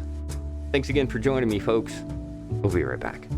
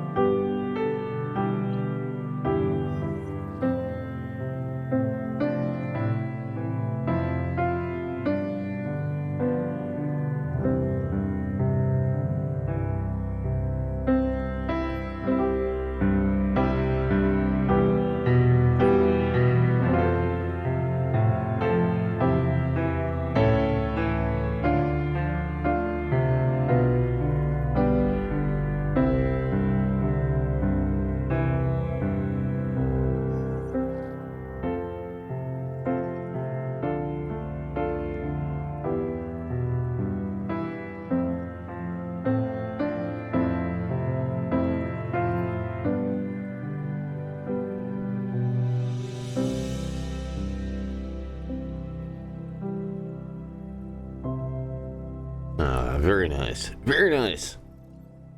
Thanks again, everybody, for coming and joining me. I appreciate you sticking around. We take a little bit of a break. Got the Tides of Ice coming on up here in a couple of minutes. Hop back on over to the flight deck. And remind you that you can check out all of the stuff that I do for my harmless content material. A couple of different places. Obviously, there's the YouTube channel, which is youtube.com/@AtomosCLU. Here we are. We do live stream stuff on Twitch at AtomosCLU. And also, don't forget, Sunday, 10 p.m., and Tuesday at 12 a.m., I do my radio show, Harmless Content, over on trekradio.net. You can join that through the Live 365 or just go right to the website itself. We've got a little player there as well, integrated. Klingon Pop Warrior in the house. What is up? So good to see you, and appreciate you stopping on by here real quick. Let me get you a shout out here.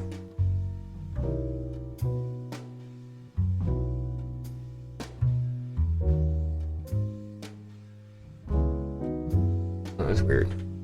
It'll pop up in the list. Well, that's okay.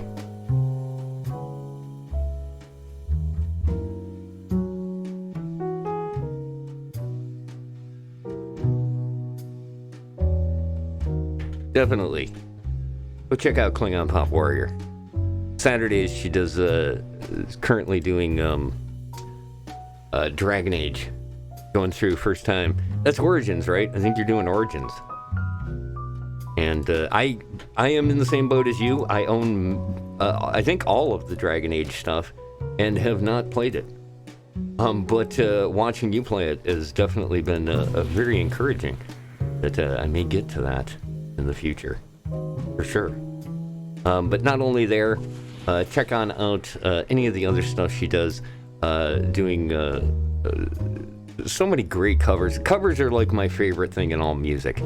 And she does the Klingon covers of various songs, and so many of them are just favorites of mine.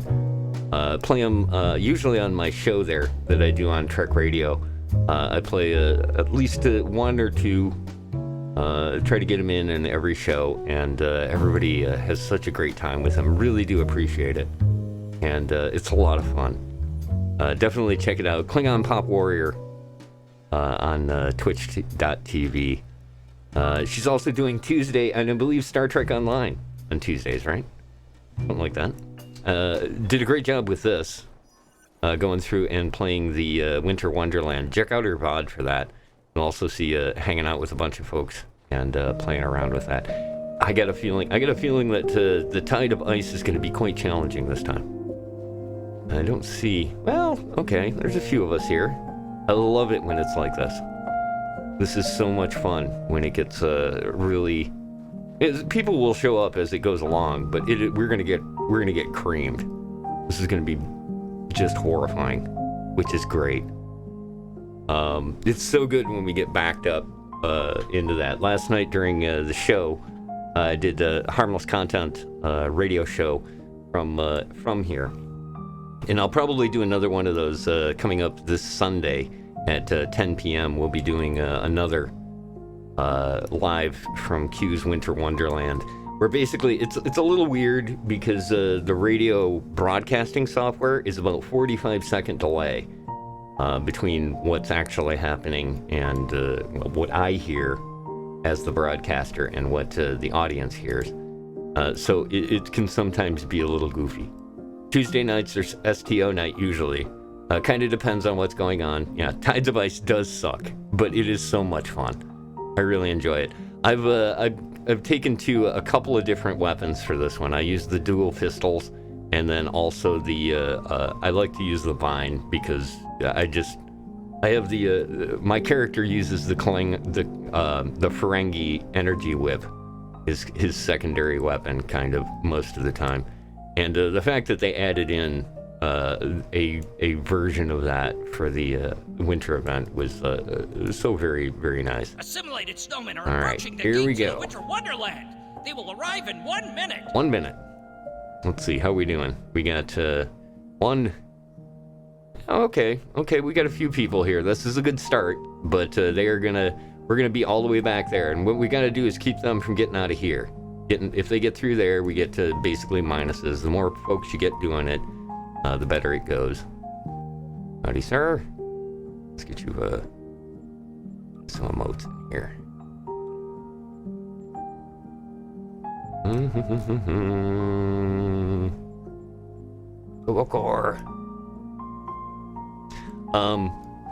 But yeah, like I said, these guys right here, these towers are going to help us out for a little bit.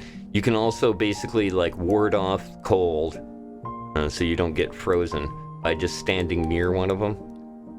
But the snowmen are going to take these out right away to prevent us, from obviously that. You can see here it shows you where each one of the how each one of the lanes are doing. This is the ice wall for that lane, indicating basically how we're doing, and then you can kind of see how many escaped and how many we've stopped. All right, here we go.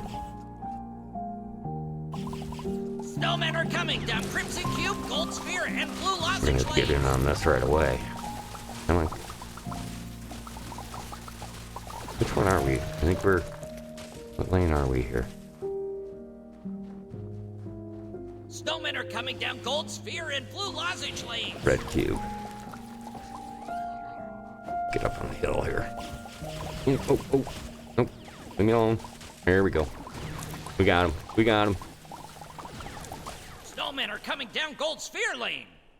They've done a little bit better too about like how many people are actually in the event versus like how much spawns. It used to be wave one. It used to be it used to just be the same amount every time, which would be frustrating if it was just you and one other person here, because you just basically wouldn't be able to survive it. But this looks pretty good. We're not doing too bad. There's different variations of the snowmen. There's the base level, like foot soldier types, and then there's these bigger ones, a little bit harder to take out. Yeah. All right, we're doing good. We're holding out. Snowmen are coming down Good. Crimson Cube, Gold Sphere, and Blue Lozenge Lanes. How are they doing?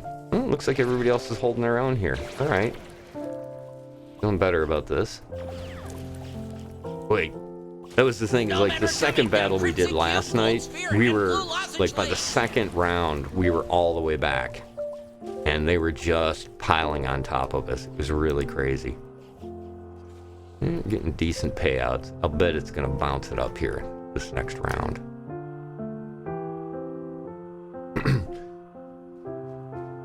Little ground tip, even though I'm not a big fan of the ground game in this. But you do have to kind of play it in order to do the episodes and the other stuff. Kneeling or crouching is a big bonus for not only defense, but also for damage. Snowmen are coming down Crimson Which Cube, Gold should by Sphere, default, and I Blue believe, Lozenge is your Lanes. C key. There we go. We got them. Alright, yeah, they're starting to get a little bit more. A little harder. Snowmen are coming down Crimson Cube, and Faster Gold Sphere spawns, Lane. here we go. So yeah, you can kind of see there's like a green hue that pops up from time to time, and that's healing us. So helps our green bar for health. We don't get frozen. Alright. Oh, yeah, they're having some problems over there. We'll hold our own here. Snowmen are coming Yeah, down Gold Sphere, there's and the Blue Lozenge monstrosity Lanes. ones. Those are a little more difficult, so each time they're... wrong key. Each time they're getting a little more difficult. A little bit faster. I think this guy and I have it kind of locked down here. How are they Snowmen are doing? coming down Crimson Cube, and Gold Alright, Sphere good. Lane. Yeah, they're okay over there. Yeah, we might actually be able to hold this off. Nicely done, everybody. Oh. Where's he going? Snowmen are coming down Gold Sphere Lane. I got your post. There we go. Wave 4's complete. It's 10 waves, and then we fight the Borg Snow Queen, which is a really cool one. It's another one of those ones, though, that kind of like the Snowman, where it's difficult, but it's not impossible. Snowmen are coming down Crimson Cube, Gold Sphere, and Blue Lozenge Lanes. All right, I'm doing this to myself here. All right, I got this. I got this.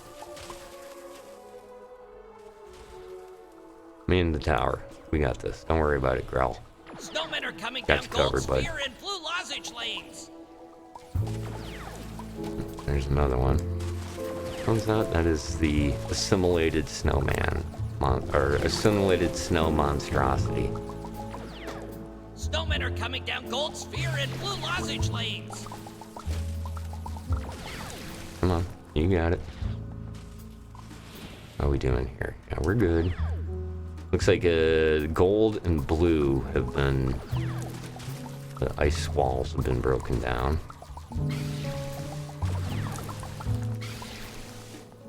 But, yeah. Your temperature will align. Wave 6. Alright, this is where it's going to start getting a little more challenging. Snowmen are coming down Blue Luckily, I got a Lozenge couple of Lane. people here.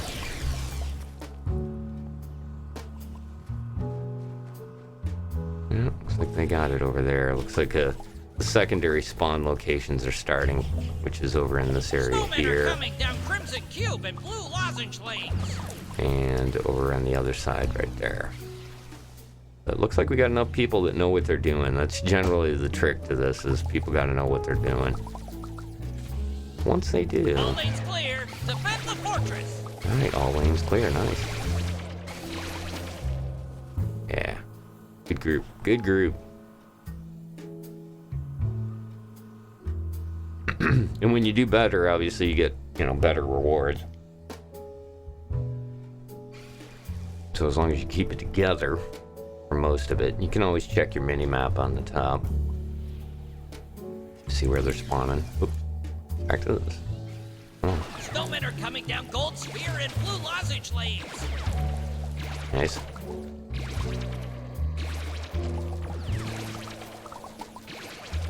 Oh, yeah. Oh, we got him. We got him.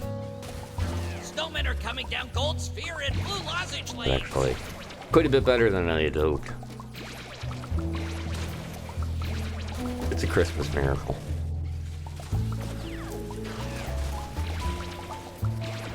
Snowmen are It's a coming down QMass Crimson miracle. Cube and Gold Sphere Lanes. Nicely done. Yeah, outside's having some issues, but it's not too bad. Oop. Pay attention. Hey, my tower.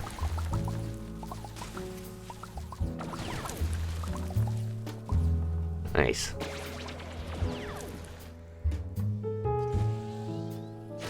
Snowmen are coming down Crimson Cube, Gold Sphere, and Blue Lozenge Lanes.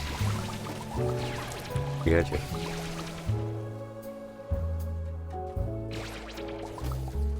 Okay, looks like we got what? Imperi is next. Snowmen are coming down Gold Sphere Lane. I think that's the last one there. Cones of Conduct is the last one we haven't done.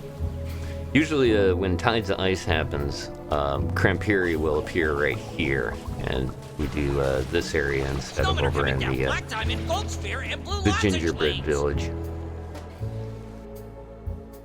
They got it. Yeah. Got this one good.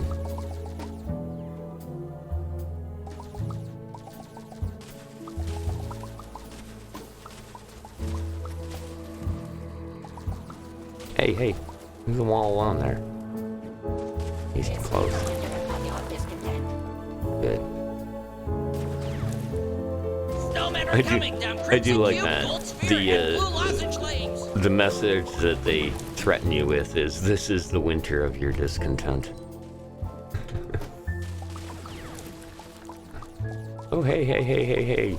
No. Snowmen are coming down Crimson Cube, Gold Sphere, and Blue Lozenge I'm gonna Lanes. try to keep the ice wall up for this one. There we go. Come on.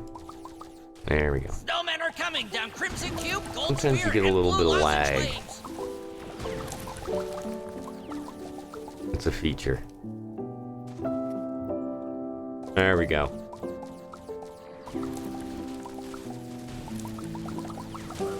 Oh. No. I gotta get close to the thing here. I gotta recharge or else he's gonna take me out. Resistance is futile. And then there we go. The tower's damaged, so you All repair it. lanes clear. Defend the fortress. There's the queen. Get down there before they take it out. Yeah. Well, we got a chance to see it. There it goes. Nicely done, everyone. Nicely done. Woohoo! This gives me this opportunity here. I usually like to throw down one of the party amplifiers so we can all do a little dance. And then this was another neat thing that I found out is that using the feline charm, your cats do a little dance. They do the little butt dance. There he goes. Let him go. I haven't tried this. Let me see if the pets do it too. Let me call him. There he is. Did the pet do it? No. I guess it's just these cats will do it. That version of it. But great stuff. It was so worth doing the Halloween event, which was not one of my favorites because it was again another one of the ground ones. But you know, you do it to get the reward, and I love this. The cat transform thing is great. Not only that, but it's the speed at which you can move and jump is I think the fastest of the little mini buff type stuff that you can do. Alright, where's the Crampiri at? Let's see, we'll teleport. Oh, he's over on the lake. Alright. There we go. Over the lake. There we go. Oh yeah, the other thing I wanted to show you guys was some more, one of the pets you can pick up. Let's put him right there.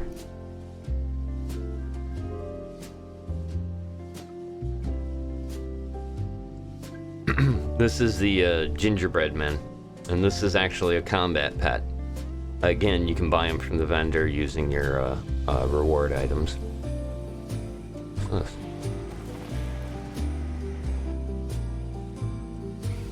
this? Where I got that from? Oh, there he goes.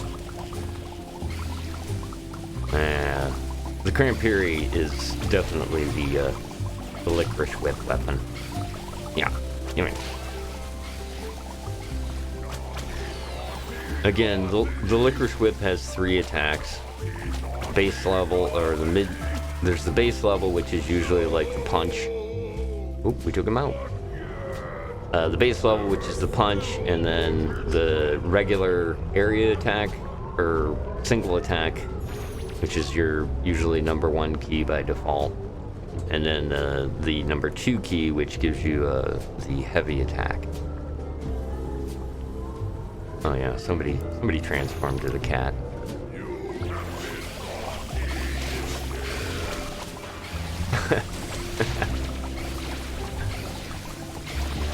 Come here. Oh yeah, we're gonna get a bunch of them this time. Good turnout for this. Oh. Put somebody in the basket. Come back here. Basically, the Crampiri targets, picks one person, it's usually the most DPS at the beginning, and then as soon as that person gets frozen, it goes to the next most. Got him again. There's 2. How much time we got? Still got 3 minutes, yeah. It's gonna be good. We're gonna get him a bunch of times. This time I'll pull out my gingerbread man.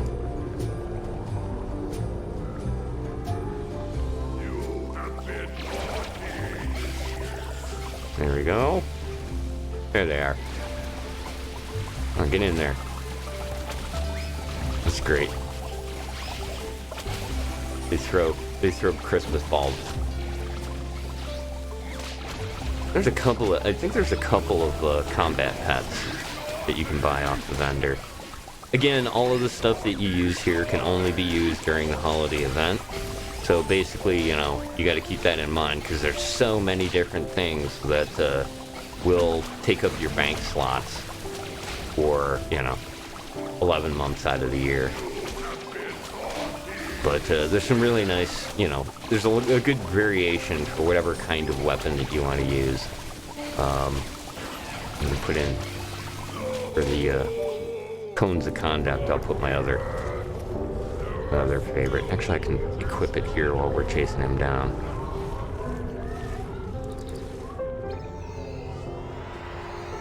There it is. The Swedish fish sword. Again, I remember when some of this stuff came in and people would complain about it. It's like, this is Q's Winter Wonderland. What did you expect? It's gonna be ridiculous. That's the point. One of my favorite things was the Q thing in Lower Decks. With the what game is this, Q? Soccer. Maybe not. Yeah. Gotcha.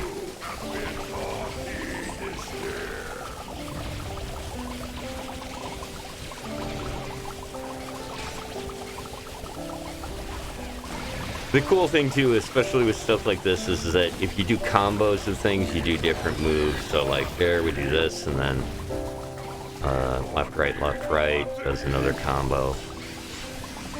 Which, these are all, you know, if you use an actual sword in regular, you know, ground combat, it does the same sort of thing. They just switched it over for this.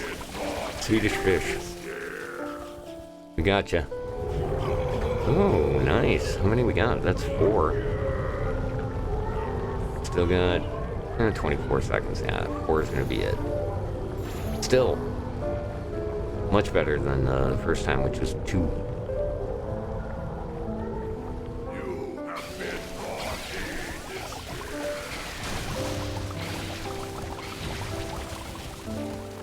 Yeah.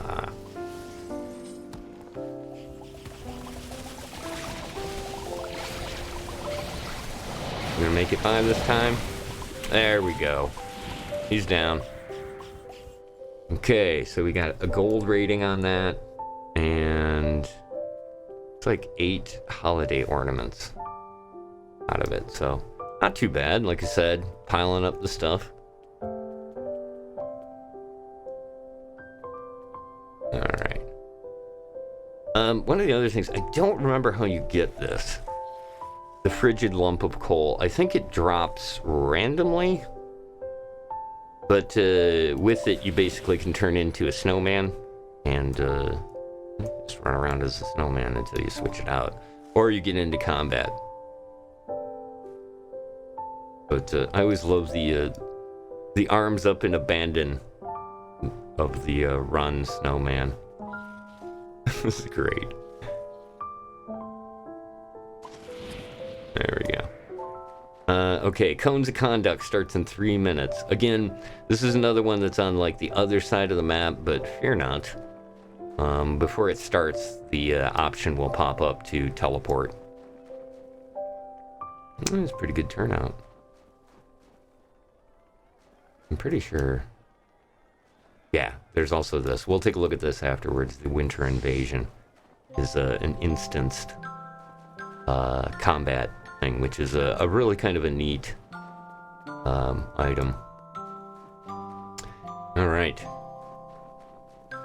So the cones of conduct takes place back here in the gingerbread village.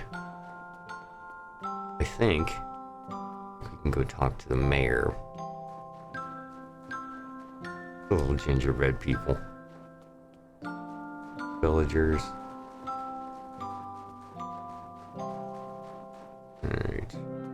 forget what this is. I think it's a 15-minute cooldown on the pie eating contest that we did earlier. And there's also this. You can go over and Neelix is hanging out over here.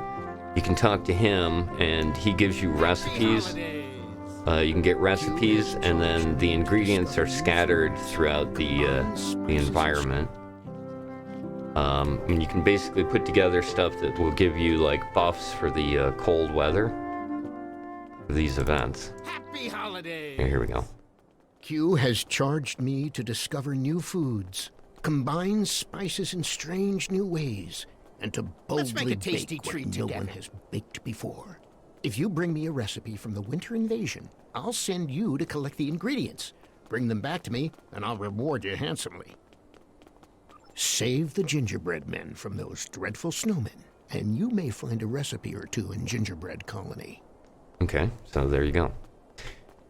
So you got to join the Winter Invasion through the PvE queues, which is what we're going to do after we finish this.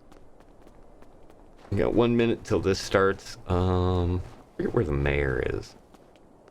Over here?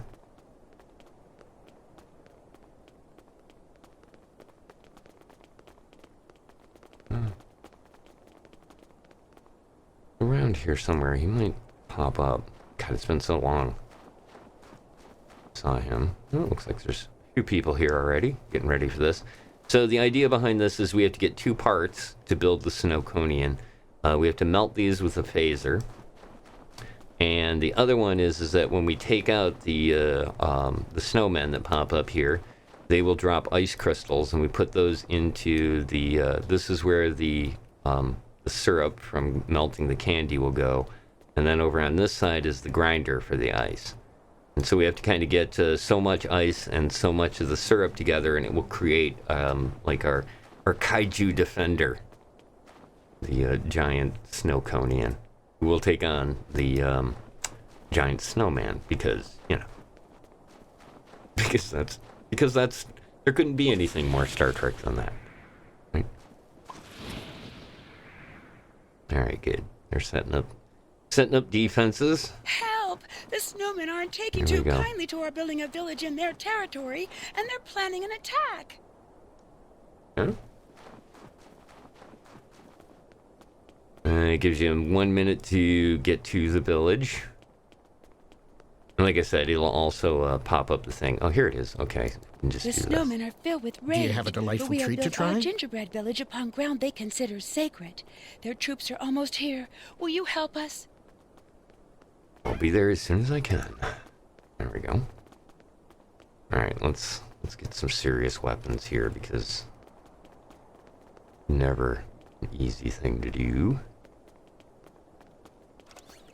Oh, that was the other thing too, and I had mentioned this. I don't know if you caught it there, Klingon Pop Warrior, but using the Red Riker rifle. We need to if you use the secondary attack on this, it has an animation to it. Ice and syrup and deliver it to the town center. Let's see if I can get it to work here.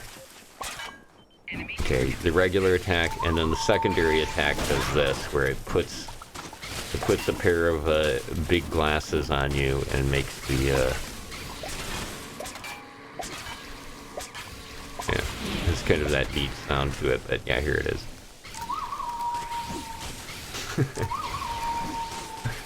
Keep your eye out with this thing. That's pretty good. It like I said, I think the big thing to that is the freeze attack that it does is really good. Am I out of combat long enough yet? There we go.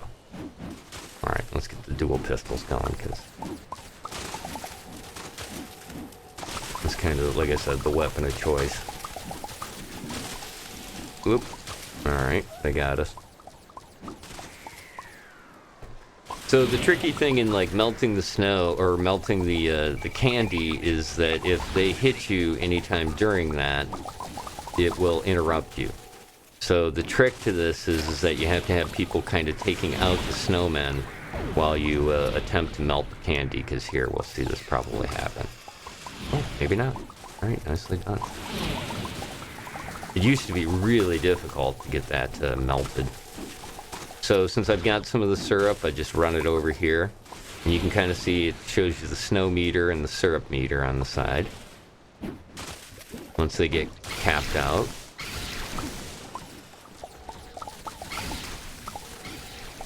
There's some more of the, like I said, there's the ice. Let's grab the ice real quick. Right there, they're building the Snowconian. Throw the ice in here. 2, 3. Alright, we're halfway on bolt. The candy is generally trickier because, like I said, you have to kind of give it a second, and if they hit you, it interferes with it. But grab that too. Put the ice in. Drop the syrup in. Getting close.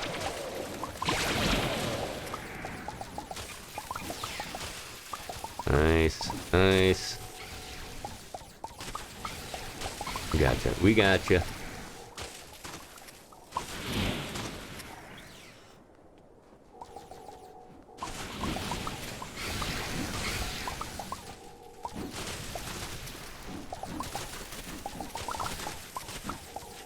Alright, and the whole idea here is that we're trying to keep them, you can kind of see they're attacking these buildings, and when they attack the buildings, it freezes it. Once the buildings froze, we kind of lose.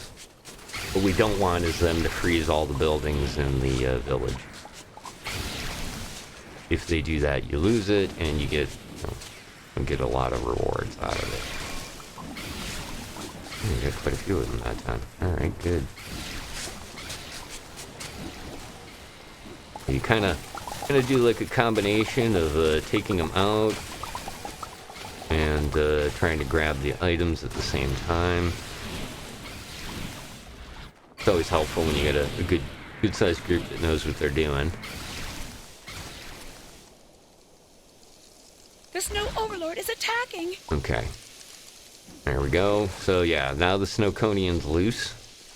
But you can see it doesn't have a lot of health because we didn't max out the bars. So what's going to happen is that we got to try to keep not only the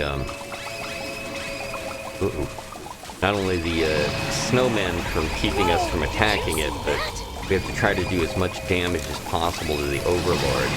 If you don't pay attention to the snowmen, though, they heal the Overlord and makes it obviously impossible to keep the Snowconian alive. Like that. He gets knocked out and he has to recharge, and while he's recharging, the giant Overlord attacks the house, and there it goes. Almost frozen that one.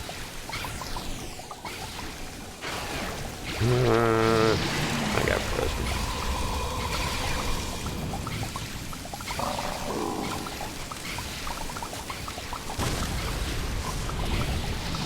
This is where it helps to have a big one. Osiris Conceptions. Welcome, Osiris. Glad you could be here. Hanging out in Star Trek Online, obviously, fighting the good fight. The has been hurt. Give it more syrup to help it heal. Okay. Oh no! The Snow Overlord has frozen one of our buildings. That's fine. This gives me the opportunity to put this in place. I like using the avalanche. It's an AoE. Big AoE, really, of the weapons you can acquire, which helps out a lot for this.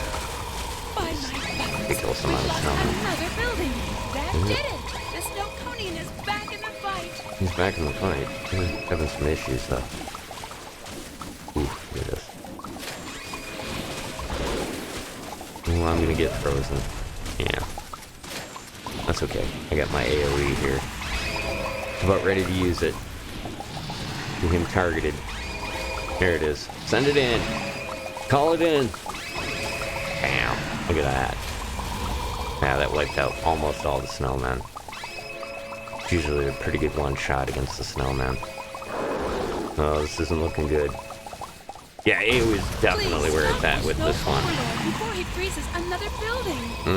We are having some issues here, folks. Ooh, God. This one turned out real bad.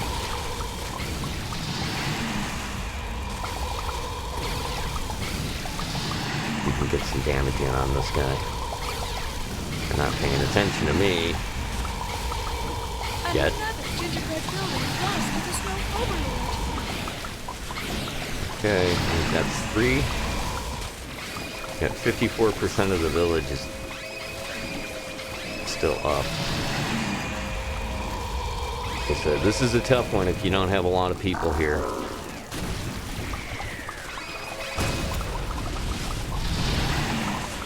Okay.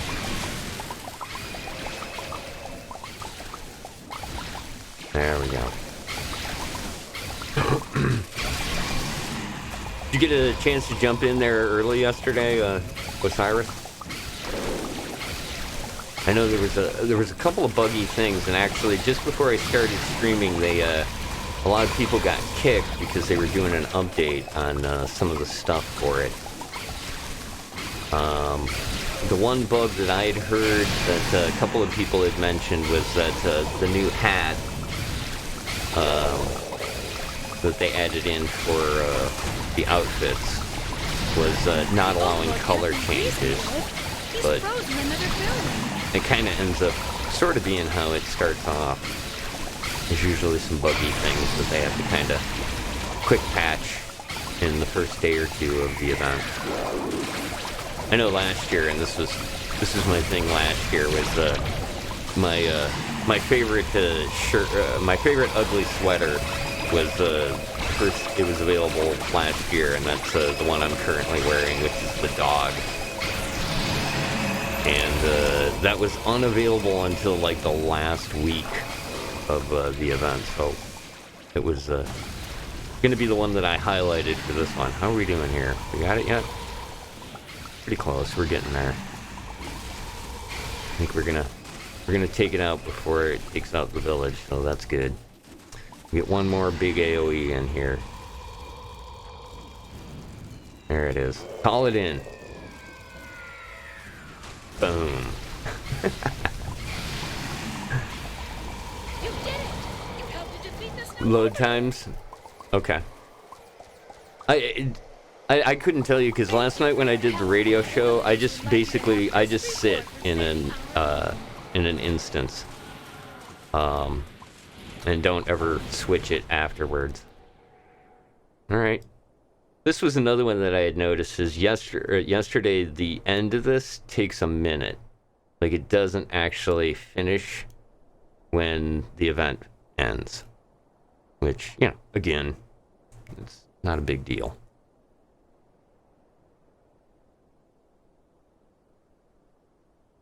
I've noticed that they have the 2 Fast and Furious races right after Codes of Conduct, so. Some of the TFOs? Okay. I was just about to wrap it over doing the instance event. I dig that. Again, that was another one of the ones that when the year they added that in, I was like, I played that thing non-stop. It's just a lot of fun. All right, let's head back up there real quick. But yeah, like I said, last night we did the radio show, and I went through and did all of the events during the show. But as much as I'd like to do the radio show and stream at the same time, I can't because the DMCA, you know. But I can do this.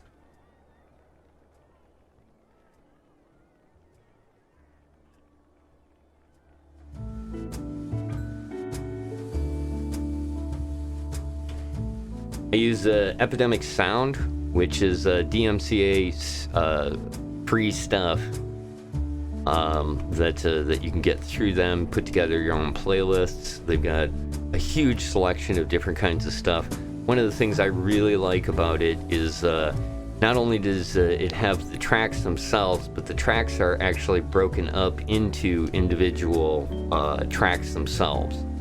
so you can get each part of this particular song however you want it.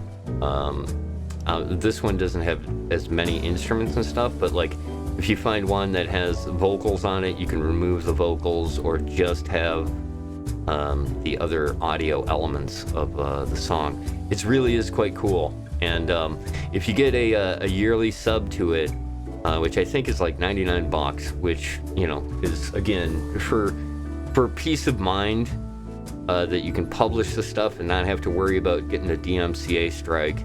It's not bad as a streamer, but they have a couple of nice little perks that you can get also, having the sub version. But I don't, and I put together playlists, and I can save those playlists, and then I use them. Like here I've got the holiday one. I had some really good ones. If you go over to my YouTube channel and check that out, you can find the Halloween stuff. I found some really great Halloween stuff. Putting it up there in chat. There's the YouTube page, youtube.com/@AtomosCLU, has the repository of this year's streams that I did. Not just the space stuff or the Star Trek stuff, but in just the space stuff, I did No Man's Sky, a couple other things, Astroneer. We played Space Crew, showed folks around Space Crew a little bit, and that's just the space stuff that I did. For Halloween, we did Alice the Madness Returns, and one of my moderators, Gigi Hick, whom also does a radio show on Trek Radio on Tuesday nights, that I have basically assimilated into my Tuesday, Wednesday show. He and I sit down and chat about stuff and have a lot of fun. Well, he and I also do dual streams, where I have a split screen and you can see him playing on one side and me playing on the other side. And we did State of Decay 2 this year as a dual stream, which was a lot of fun. Seeing how the multiplayer stuff and that works. We do the same thing with No Man's Sky and Astroneer, and we did a series of Star Trek Online stuff for when the new material came out for the latest story, the Mirror Universe story. And we did the Emperor's Will together, which was a lot of fun, going through and doing those. But you can find all that stuff over on YouTube, and then I do these live streams here on Twitch. Again, anybody that's joining me on either one of the channels, if you could, over here on Twitch, if you could follow me, that would be greatly appreciated. Trying to kind of build that up so that I can justify getting into the affiliate status stuff. Otherwise, right now, I just appreciate the fact that I can do commercial-free type stuff on the stream. Unfortunately, it only keeps it up there for 7 days, and then I move it over to the YouTube channel. And if you're over watching on YouTube, make sure that you like the video that you're currently watching and subscribe to the channel. And one other thing that I can throw out there for those of you that are doing YouTube stuff, if you can get folks to comment, and it doesn't really matter what they say, just comment on your video, nice job, something simple. That comment is now as a highlighted item for YouTube streamers. One of the things YouTube said back at the end of October and the beginning of November was they are kind of shifting to highlighting small streamers, small gaming streamers specifically. And one of the things that they're looking for is comments and likes. And if you could help me out over there, I would love to have folks able to get the stuff over there too. Ultimately, the thing is that at some point in the future, I want to eventually do a little bit bigger stream type stuff, and would be really super helpful if you guys like the stuff to let me know. Appreciate it. Let's see. Oh, let's turn off the frosted boots. I'm sliding all over. I'm going to take a look at other thing, if you go over to this side of the gazebo, there is this dome right here. And I think you still can. Yeah, you can still kind of see it inside there. This is actually, we'll get teleported inside here and do a multiplayer thing. Space engineers, right on. Then here, you definitely want to, if you get a chance to. Now, he hasn't done it in a while, and I'm not necessarily gonna push him on it. But let me give a shout out real quick to one of my mods and the gentleman I was talking about there before, GG Hick. He played Space Engineers over on Trek Radio Official. Let me hit them up as well.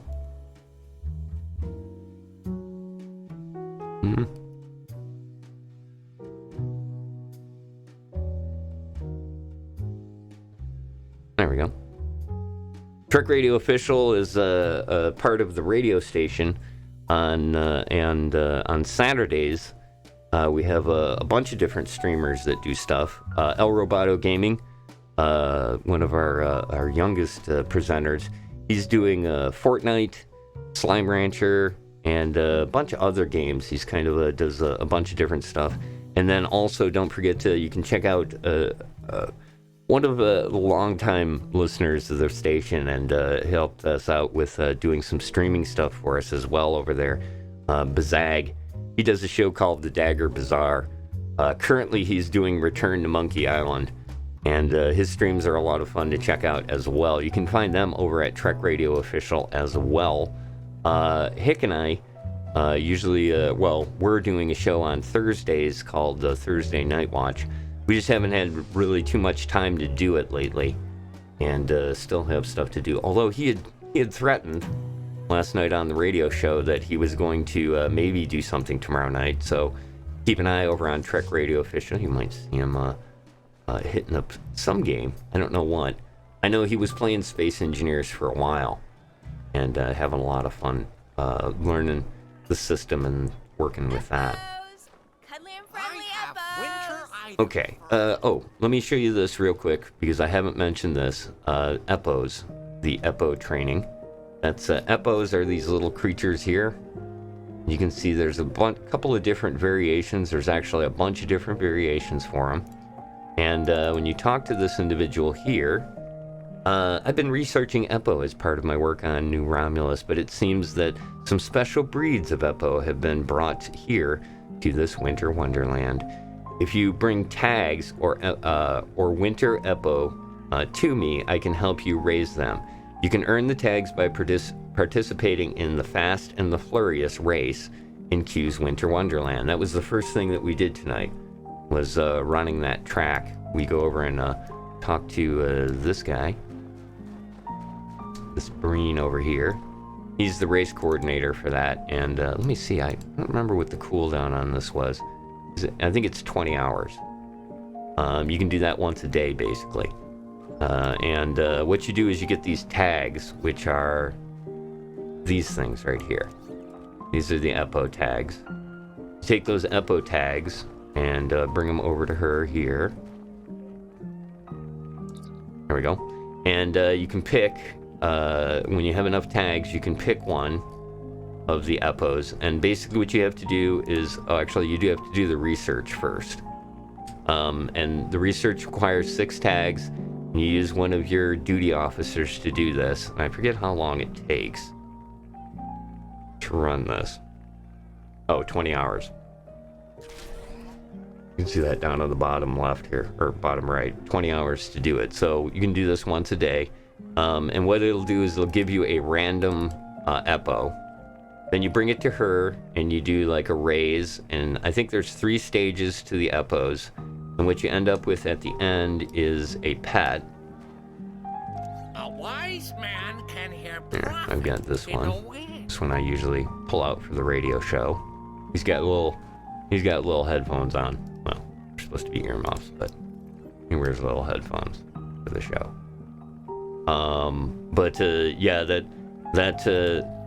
What you can do is that as you go through and raise them, at the if you decide that you don't want to use them, you can actually cash them in. I think it's on this. Yes. Yeah. Winter Epo trade-in. So, depending on which kind you get, you can bring them in here, and then you can cash them in, and you get marks for doing your reputation stuff. You get to pick. I think it's 50 per Epo, but you can pick any one of the reputations that you work with, or you can grab fleet marks by turning them in. So it's also another little lengthier side mission that you can do, but you can do that through there. And then, like I said, that'll also get you that. Let's talk to the Kupiri Watcher. Me understands how dangerous, how tenacious that Crab Eerie is. Well, except maybe Q, which would be why it's an honor for you to challenge Crab Eerie. I'll keep watch on the horizons for any sign of the magnificent Crab Eerie, and when he's near, I'll let you know where he'll appear. Challenge that Crab Eerie with honor, creature. So yeah, there you go. Give you the backstory on that. And that's just this one right here, this character here. Alright, let's join the Winter Invasion. Now that is just, you'll find this actually in the task force operation. Oh, gosh, we already hit it. Awesome. There's another ground mission that you can go through and do. Let's Welcome to the Gingerbread Colony! You've arrived just in time! The sugar-hating snowmen are on their way! Several members of our town council are still trapped in the village! If you could rescue them and beam them back to my house, we can start giving those cold-hearted snowmen their just desserts! There we go. This is also... Snowballs and snow guns are the only weapons that will work in Gingerbread Colony. So if you don't have a snow gun handy, take a moment to stock up on snowballs. The baker known as Q likes to drop presents and candy throughout our village. As a reward for assisting us, you are welcome to keep any presents or candy you find. So there we go. Like I said, this is also where the recipes come from. Alright, here we go. This is another group mission. And you can see some of the people there, they know where they need to go, so they run off and do their thing. Because I'm not really exactly sure where everything is. I kind of like to do this. And you basically just go around and click on the gingerbread men that you see, and basically the more of those you get, the more results you get at the end. Here, let's do this. There we go. Do some combat appropriate.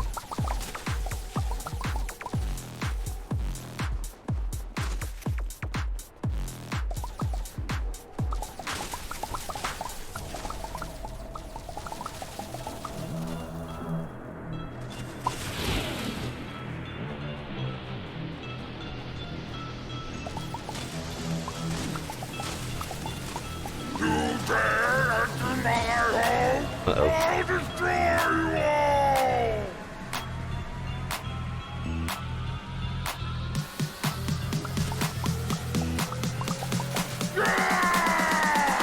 Wonderful! You rescued a Gingerbread Council member! Hooray!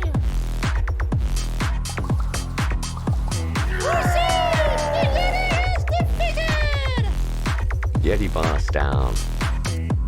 Like I said, you can go around and collect some of the items around here.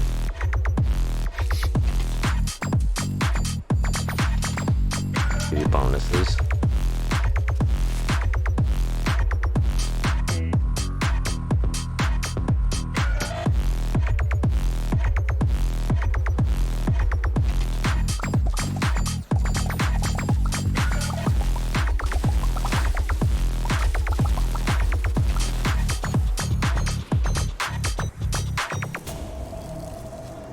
And then there's the final boss. All the lands of ice and snow.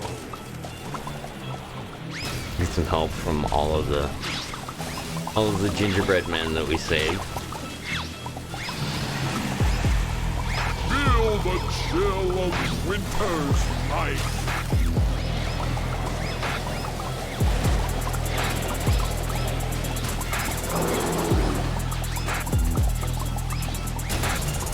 Oh, this is terrible! A gingerbread colonist has been frozen! Feel the chill of winter's night.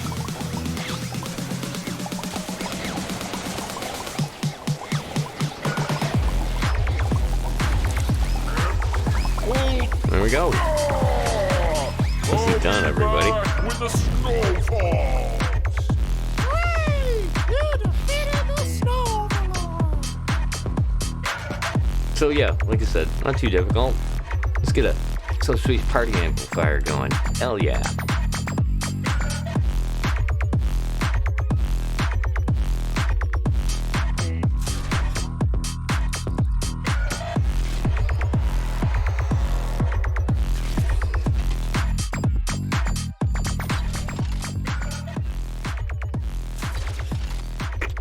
It's not far enough, but you can see that sometimes you can do that to get them also dancing as well. It's fun stuff. Alright. So yeah, that's kind of a, like I said, that's kind of a cool instance thing. It's a nice group one that you can do. And, you know, if you have friends, you can put together, get your group of friends together. And it's not too hard to run. Pretty good rewards in it. Let's see, we got... this right here, there's one of the recipes that I can take over to Neelix, and then yeah, we'll do that here next. And the mysterious box of cookie treats contains a reward. Open it up. There we go. Yeah, so got another gingerbread pet. There she is. Kind of cool. Yeah, but at the beginning of the stream, I actually pointed out the new rewards for this year. And yeah, it looked like there wasn't this year they didn't have a lot of, I mean, I think the beanie hat is the only clothing item that they had. Here, let me switch this over to large screen real quick. There you go.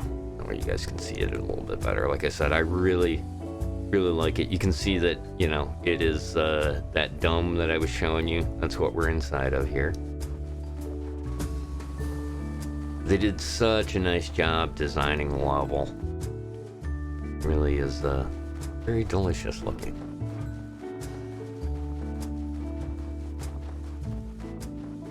I think once it completes, you can't pick up any more of the items, but you get the idea. It'll force you out after 30 seconds. But hey, there you go. You can kind of see how that works. And then, like I said, I got the recipe. We'll go get that.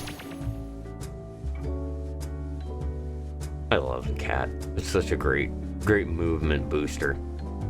Kind of bummed that people have been using it to kind of hack their way through winning the race, because really don't want them to change this because other people are using it to win.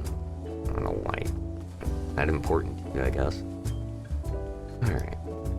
The other kind of cool thing, and I showed this, I don't know if you got a chance to see this, Osiris, but the subspace party amplifier. It did a little dance. He did a little butt dance.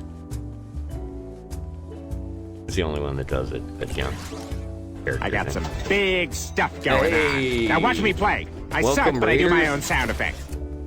We're doing a little butt dance. Welcome to the stream. My name's Adamos. Appreciate you guys stopping on by. Chorus Landwalker. Awesome. Welcome. And real quick, let me take a second here.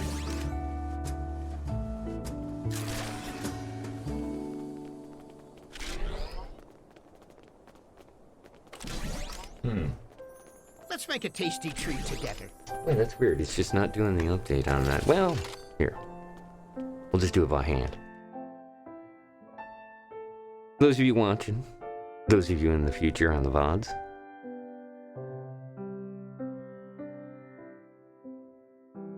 Is that it? There we go. Shout out. Corthland Walker. Appreciate you stopping by, man. And bringing your community here. Welcome, everybody, like I said. Thanks for joining on in. We're hanging out in Star Trek Online, doing the winter event items. And kind of showing people around. Getting an idea of what is here. And just having fun with it. We actually just finished off the group mission, the instanced Gingerbread Village attack. And in the process of doing that, we received a couple of things. We got a new little gingerbread, the Orion. There she is. So you get your pets through there. You can get a gingerbread pet. I got that one, and I also have the there we go, the Andorian as well. And then I also picked up a recipe here. We're going to take a look at this real quick. I'll show you guys how this works. So I bring the recipe over to Neelix, and this will pop up on the menu. Once I do that, the Winter Wonderland chef has asked you to collect the ingredients to create a rippleberry fruitcake. Rippleberry fruitcake, yeah, there we go. Collect the ingredients for the jumbo fudge, return them to the Winter Wonderland, and we get any one of these rewards for it. So Happy holidays! We'll do that. Once we accept that, you'll notice on your mini-map up on the top right-hand side that we've got these yellow markers for the currently selected mission. That means that we go find those. We've got mine kind of crunched down here, but we need a Jumjish stick, revive sugar, and we have to retrieve sugar, retrieve butter, and retrieve chocolate. This sounds like a delicious little dish. So yeah, it's like I said, it's not too hard to do. Again, it's a nice little side item, and you get a pretty decent reward out of it. Well, let's do that. Hop over to cat mode. Oh, it looks like the ice fishing event's going on. Ooh. This doesn't interfere with this, does it? Oh, no. Gotta keep going. Right, one of them is over here.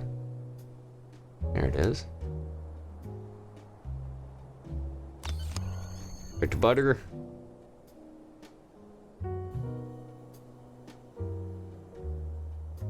Love cat mode. The Red Riker rifle. Yeah, isn't that great? The, I don't know, you probably noticed that if you use the secondary attack with the Red Riker rifle, it puts the big glasses on your face. And makes the good, the bad, and the ugly sound. Where is this one? I think this one is... I don't think it's over here, is it? On the other side. No, it's on the other side of the mountain. Alright. Frosted boots, let's go. Come on, keep up. Yeah, I thought that was a nice touch. The that, and it's actually the other kind of nice thing is that I don't know if you saw it, but it has the Riker's signature on the stock. Nice little touch to the obvious Christmas Story shout out there. There it is. All right, watch out, coming through. There's the chocolate. Is that all of them? I think that is. Yeah. That's everything. Head back. We got cat mode.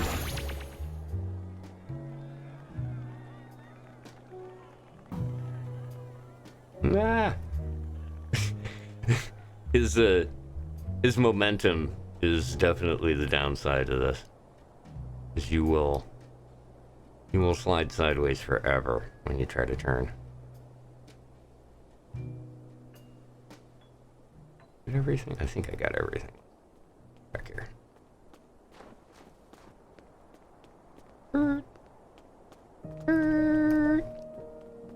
Yeah,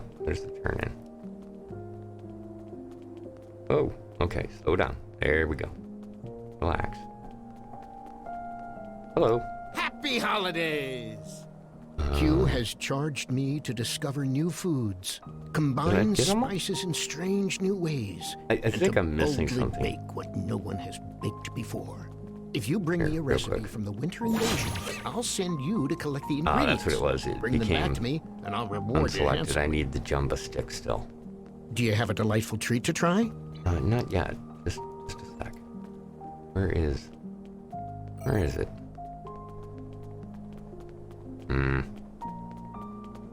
Not showing it. Got it highlighted.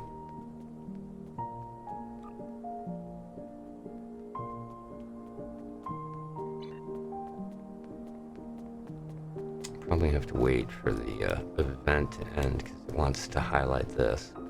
Unless that's it. No.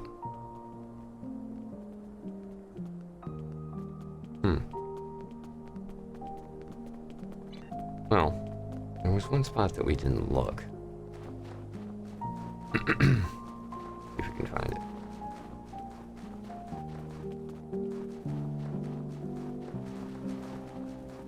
Cat mode.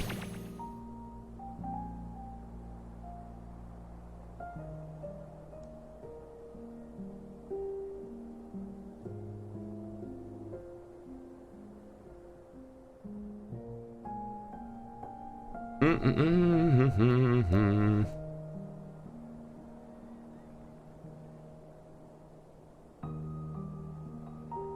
seem to remember one of them being over in this area.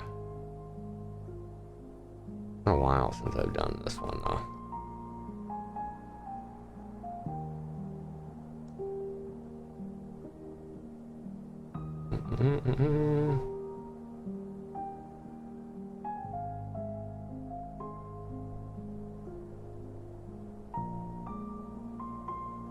No balls.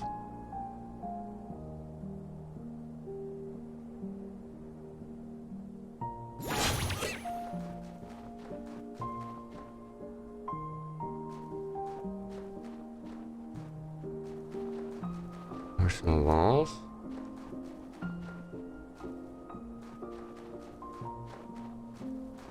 These off real quick so I can get some traction. All right.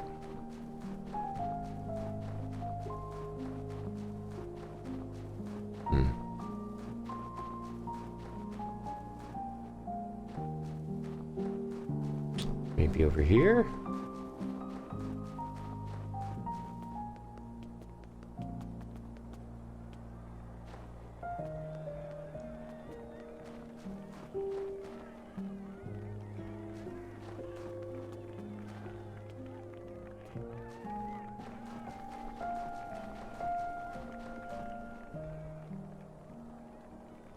Alright, let's try this. Let's find it. Show it. If that brings it back up. I don't want to drop it. It's too bad. Should highlight it, but it looks like that's bugged.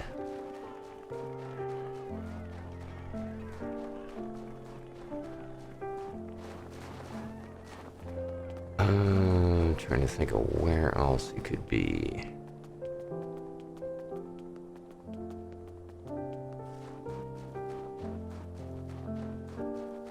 It's such a beautiful map too. A lot of fun to run around. It's definitely kind of become a December thing. Come here and hang out in Star Trek Online for a little while. Probably. No, we know that we've done this.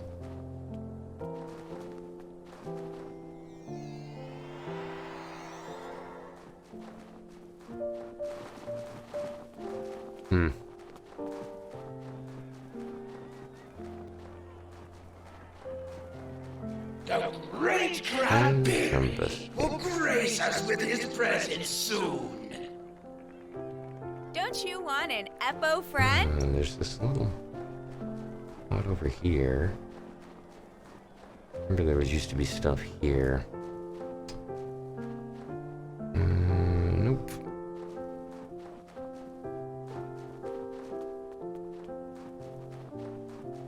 I don't know. Any ideas?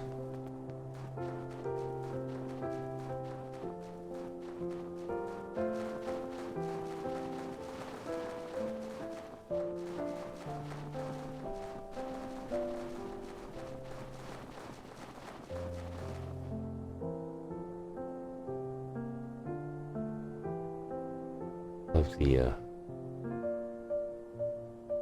aurora effect around the skies here. Like I said, it's a really beautiful map. They did such a nice job with it, and then the upgrades and stuff that they've done over the years have really made this. You can already see. What have I been doing this for now? Almost 3 hours. And we've done pretty close to, I think this was like kind of the last event that we didn't get a chance to get into. And obviously if it wasn't acting weird.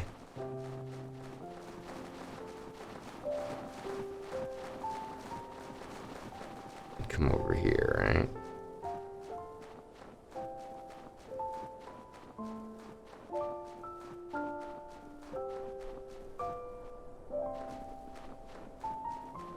Those are snowballs.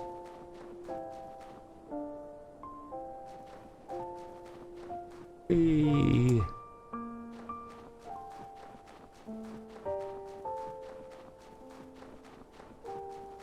Alright. One thing that we can do might help.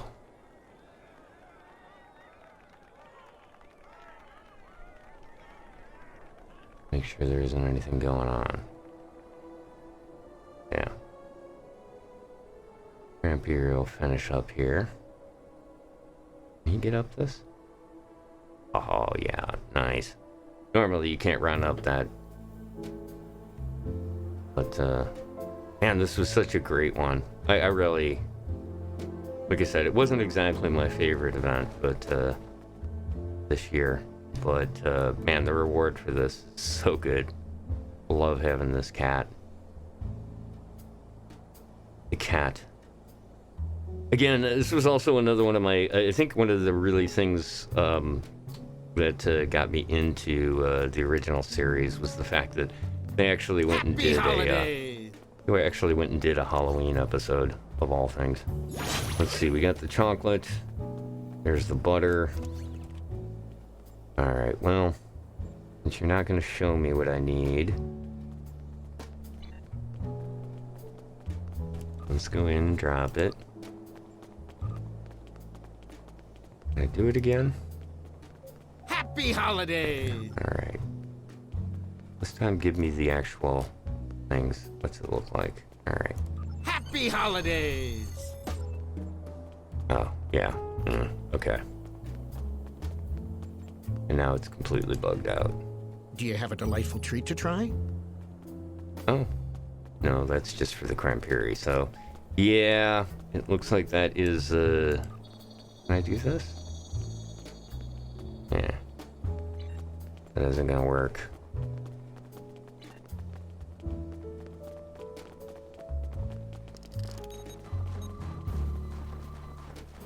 I'm pretty sure that's not sending me any place valuable. Or is it? Well, we'll give this a try. See where this goes.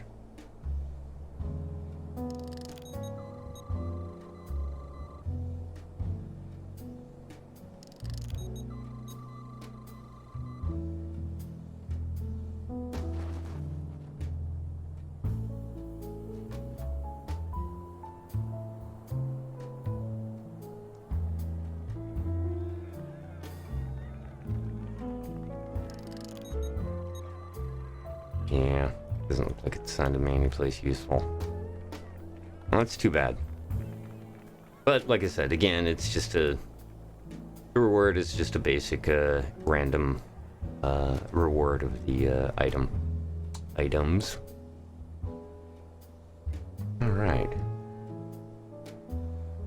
Well, it is first week, and traditional. Some things are just kind of bugged. Okay, a couple of other tips that I can give you here for those of you just getting started or just getting kind of familiar with some of the stuff in Star Trek Online. Like I said, you can actually see it here. There's not a huge number of people here. Magnificent Crab Eerie, may God Okay, good. There isn't a whole lot of people here right now. So if you're looking for like an instance with a lot more people in it, remember, up on the top of your mini-map, it has not only the title of the location that you're in, Q's Winter Wonderland, but if you click on it, it'll allow you to change the instance that you're in. When you select that, it will then give you this option here of showing you where kind of all of the things are. Now, usually the way this works is the very first one, down at the bottom here, this is where you're at. The first grayed out one. It's hard to see, but that one's technically grayed out. And then all of these other ones are the other instances. So like I said, it looks like 20 is the cap normally for a level. All right. So like if you jump into one of these 19 player ones, it will put you in an obviously more populated location like this. It'll automatically take you there if you don't make a selection when you open that up. But you can see there's quite a few folks here. In that list, instance list, you can notice that if you have anybody on your friends list, they will appear here. Same with your fleet. If anybody in your fleet is currently in that location, it will show you that in the listing as well. Yeah, there we go. Current map right here. Okay, so you can kind of see that as well. Wow, 42 has one player. So yeah, you want a real challenge, go do Tides of Ice with one player. But yeah, that'll allow you to bounce around. Now, if it ends up that you want to go to a map that has a bunch of people on it, like say your friend's in one that's got 20 people on it and you want to join them, as long as you're in a group with them, you still should be able to access that map, even though it's over the actual limit of people that can be in it, which is kind of fun.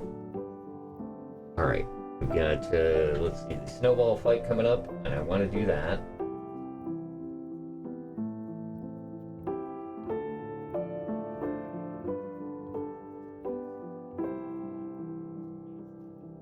There we go. See if we can find something good from the playlist for the snowball fight. Once again, I want to thank everybody for coming and joining me here. I really appreciate you guys stopping on by, hanging out, and being part of the HC Space streams that we've been doing. A big thank you to all of you that have been catching up on the VODs, not only over on Twitch, but also on my YouTube channel. Let me put that back up in info in chat once again so you guys can catch on it. The YouTube channel there, youtube.com/AtomosCLU. And then also, like I said, obviously you can see me here on Twitch at this channel. Just give me a follow, and it'll pop up anytime we're doing any kind of new stuff, any new streams or whatnot. Also, don't forget, I do the radio show over on trekradio.net on Sundays at 10 p.m. and Tuesdays at 12 a.m. trekradio.net. All right, here we go. Snowball time. Let's see if we can get this. Oh yeah, they're all camping that one. All right. There we go. That it? That's it. Yeah, here we go.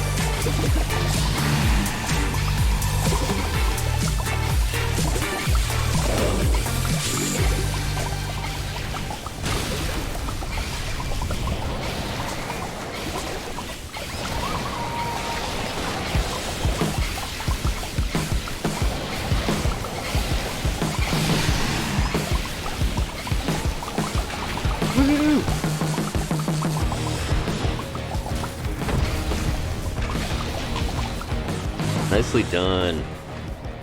Nicely done, one and all. I get some gratitude beads out of that. Usually a little hard to get in the snowball fight. Nicely done. It's a good group. A lot of the time, too, with this event, one of the things that you'll find people doing is that they instantly disappear because they're using the change instance to jump over to one of the ones that hasn't already completed it. So you'll see that happen from time to time. I don't know if you get a whole lot more doing that, but it at least gives you something to do, I guess. Alrighty.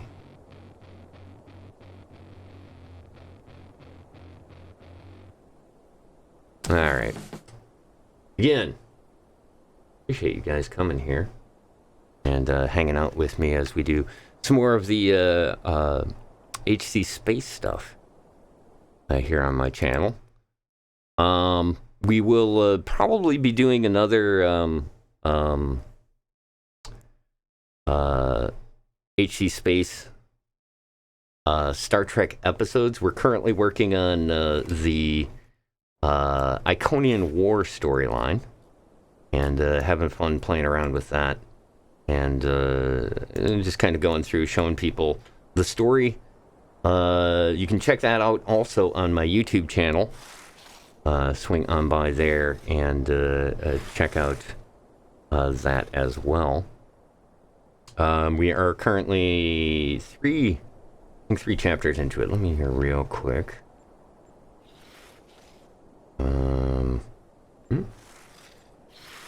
Episodes. Iconian War. Yeah, we did the first stream. We did Uneasy Allies, Blood Ancients, and then we started off, or no, actually we finished with Delta Flight. Then we did House Peg, Time in a Bottle on the last stream, and then I think we are on Broken Circle. We'll be doing that, Butterfly, and probably Midnight on the next stream. At least hopefully we'll be able to get through all three of those. Don't want to take too long to do it. Let's see here. What else can I kind of cover? See about that. Audio feedback. Hey, here we go. What I'm going to do is we're going to wrap up the stream at this point. And for that,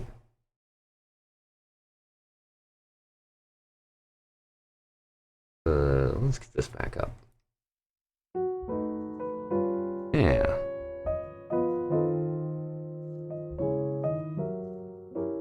We have that going on.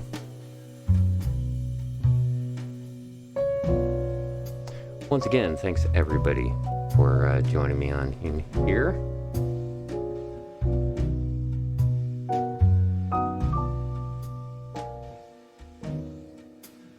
There we go. I'm going to send you on over to a friend of mine here, another one of the streamers. He's probably, he's playing Call of Duty, so it'll be a little bit of a shift here for you. But a really great guy, very chill, and let me just say, his taste in music is impeccable. Good old school punk stuff. For those of you interested. Once again, don't forget, we do lots of stuff there on harmless content on trekradio.net. Not only there, but also, of course, my YouTube channel, youtube.com/@AtomosCLU. And, of course, check me out on Twitter. Give me a follow there. You get updates on everything that I'm doing, whether it's streaming, doing radio stuff, or whatnot. And appreciate you guys being here. As always, man, it's so good having you guys come and hang out with me and chat. And hopefully, maybe I showed you some new things here. Or for those of you that are just interested in what goes on in Q's Winter Wonderland, hopefully we give you a good roundabout of the whole thing. In the meantime, once again, take care of yourselves. Make sure you're taking some time for yourself during the holiday season. And keep yourself hydrated. And we'll see you again in the future. Thanks again. Take care. Go say hi. Give some love to Magnesis. Did I get that right? No, I didn't get that right. What did I miss there? No, let's just do it this way. Sorry about that.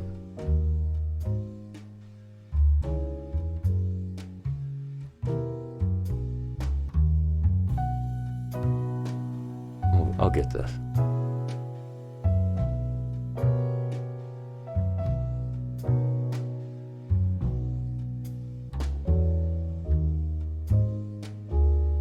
There it is. Yeah, he's only got one person watching him, so go over and give him some love. Say hello from myself and the rest of you. Have a great holiday season, folks, and hopefully we'll see you again soon. If not, have a great new year.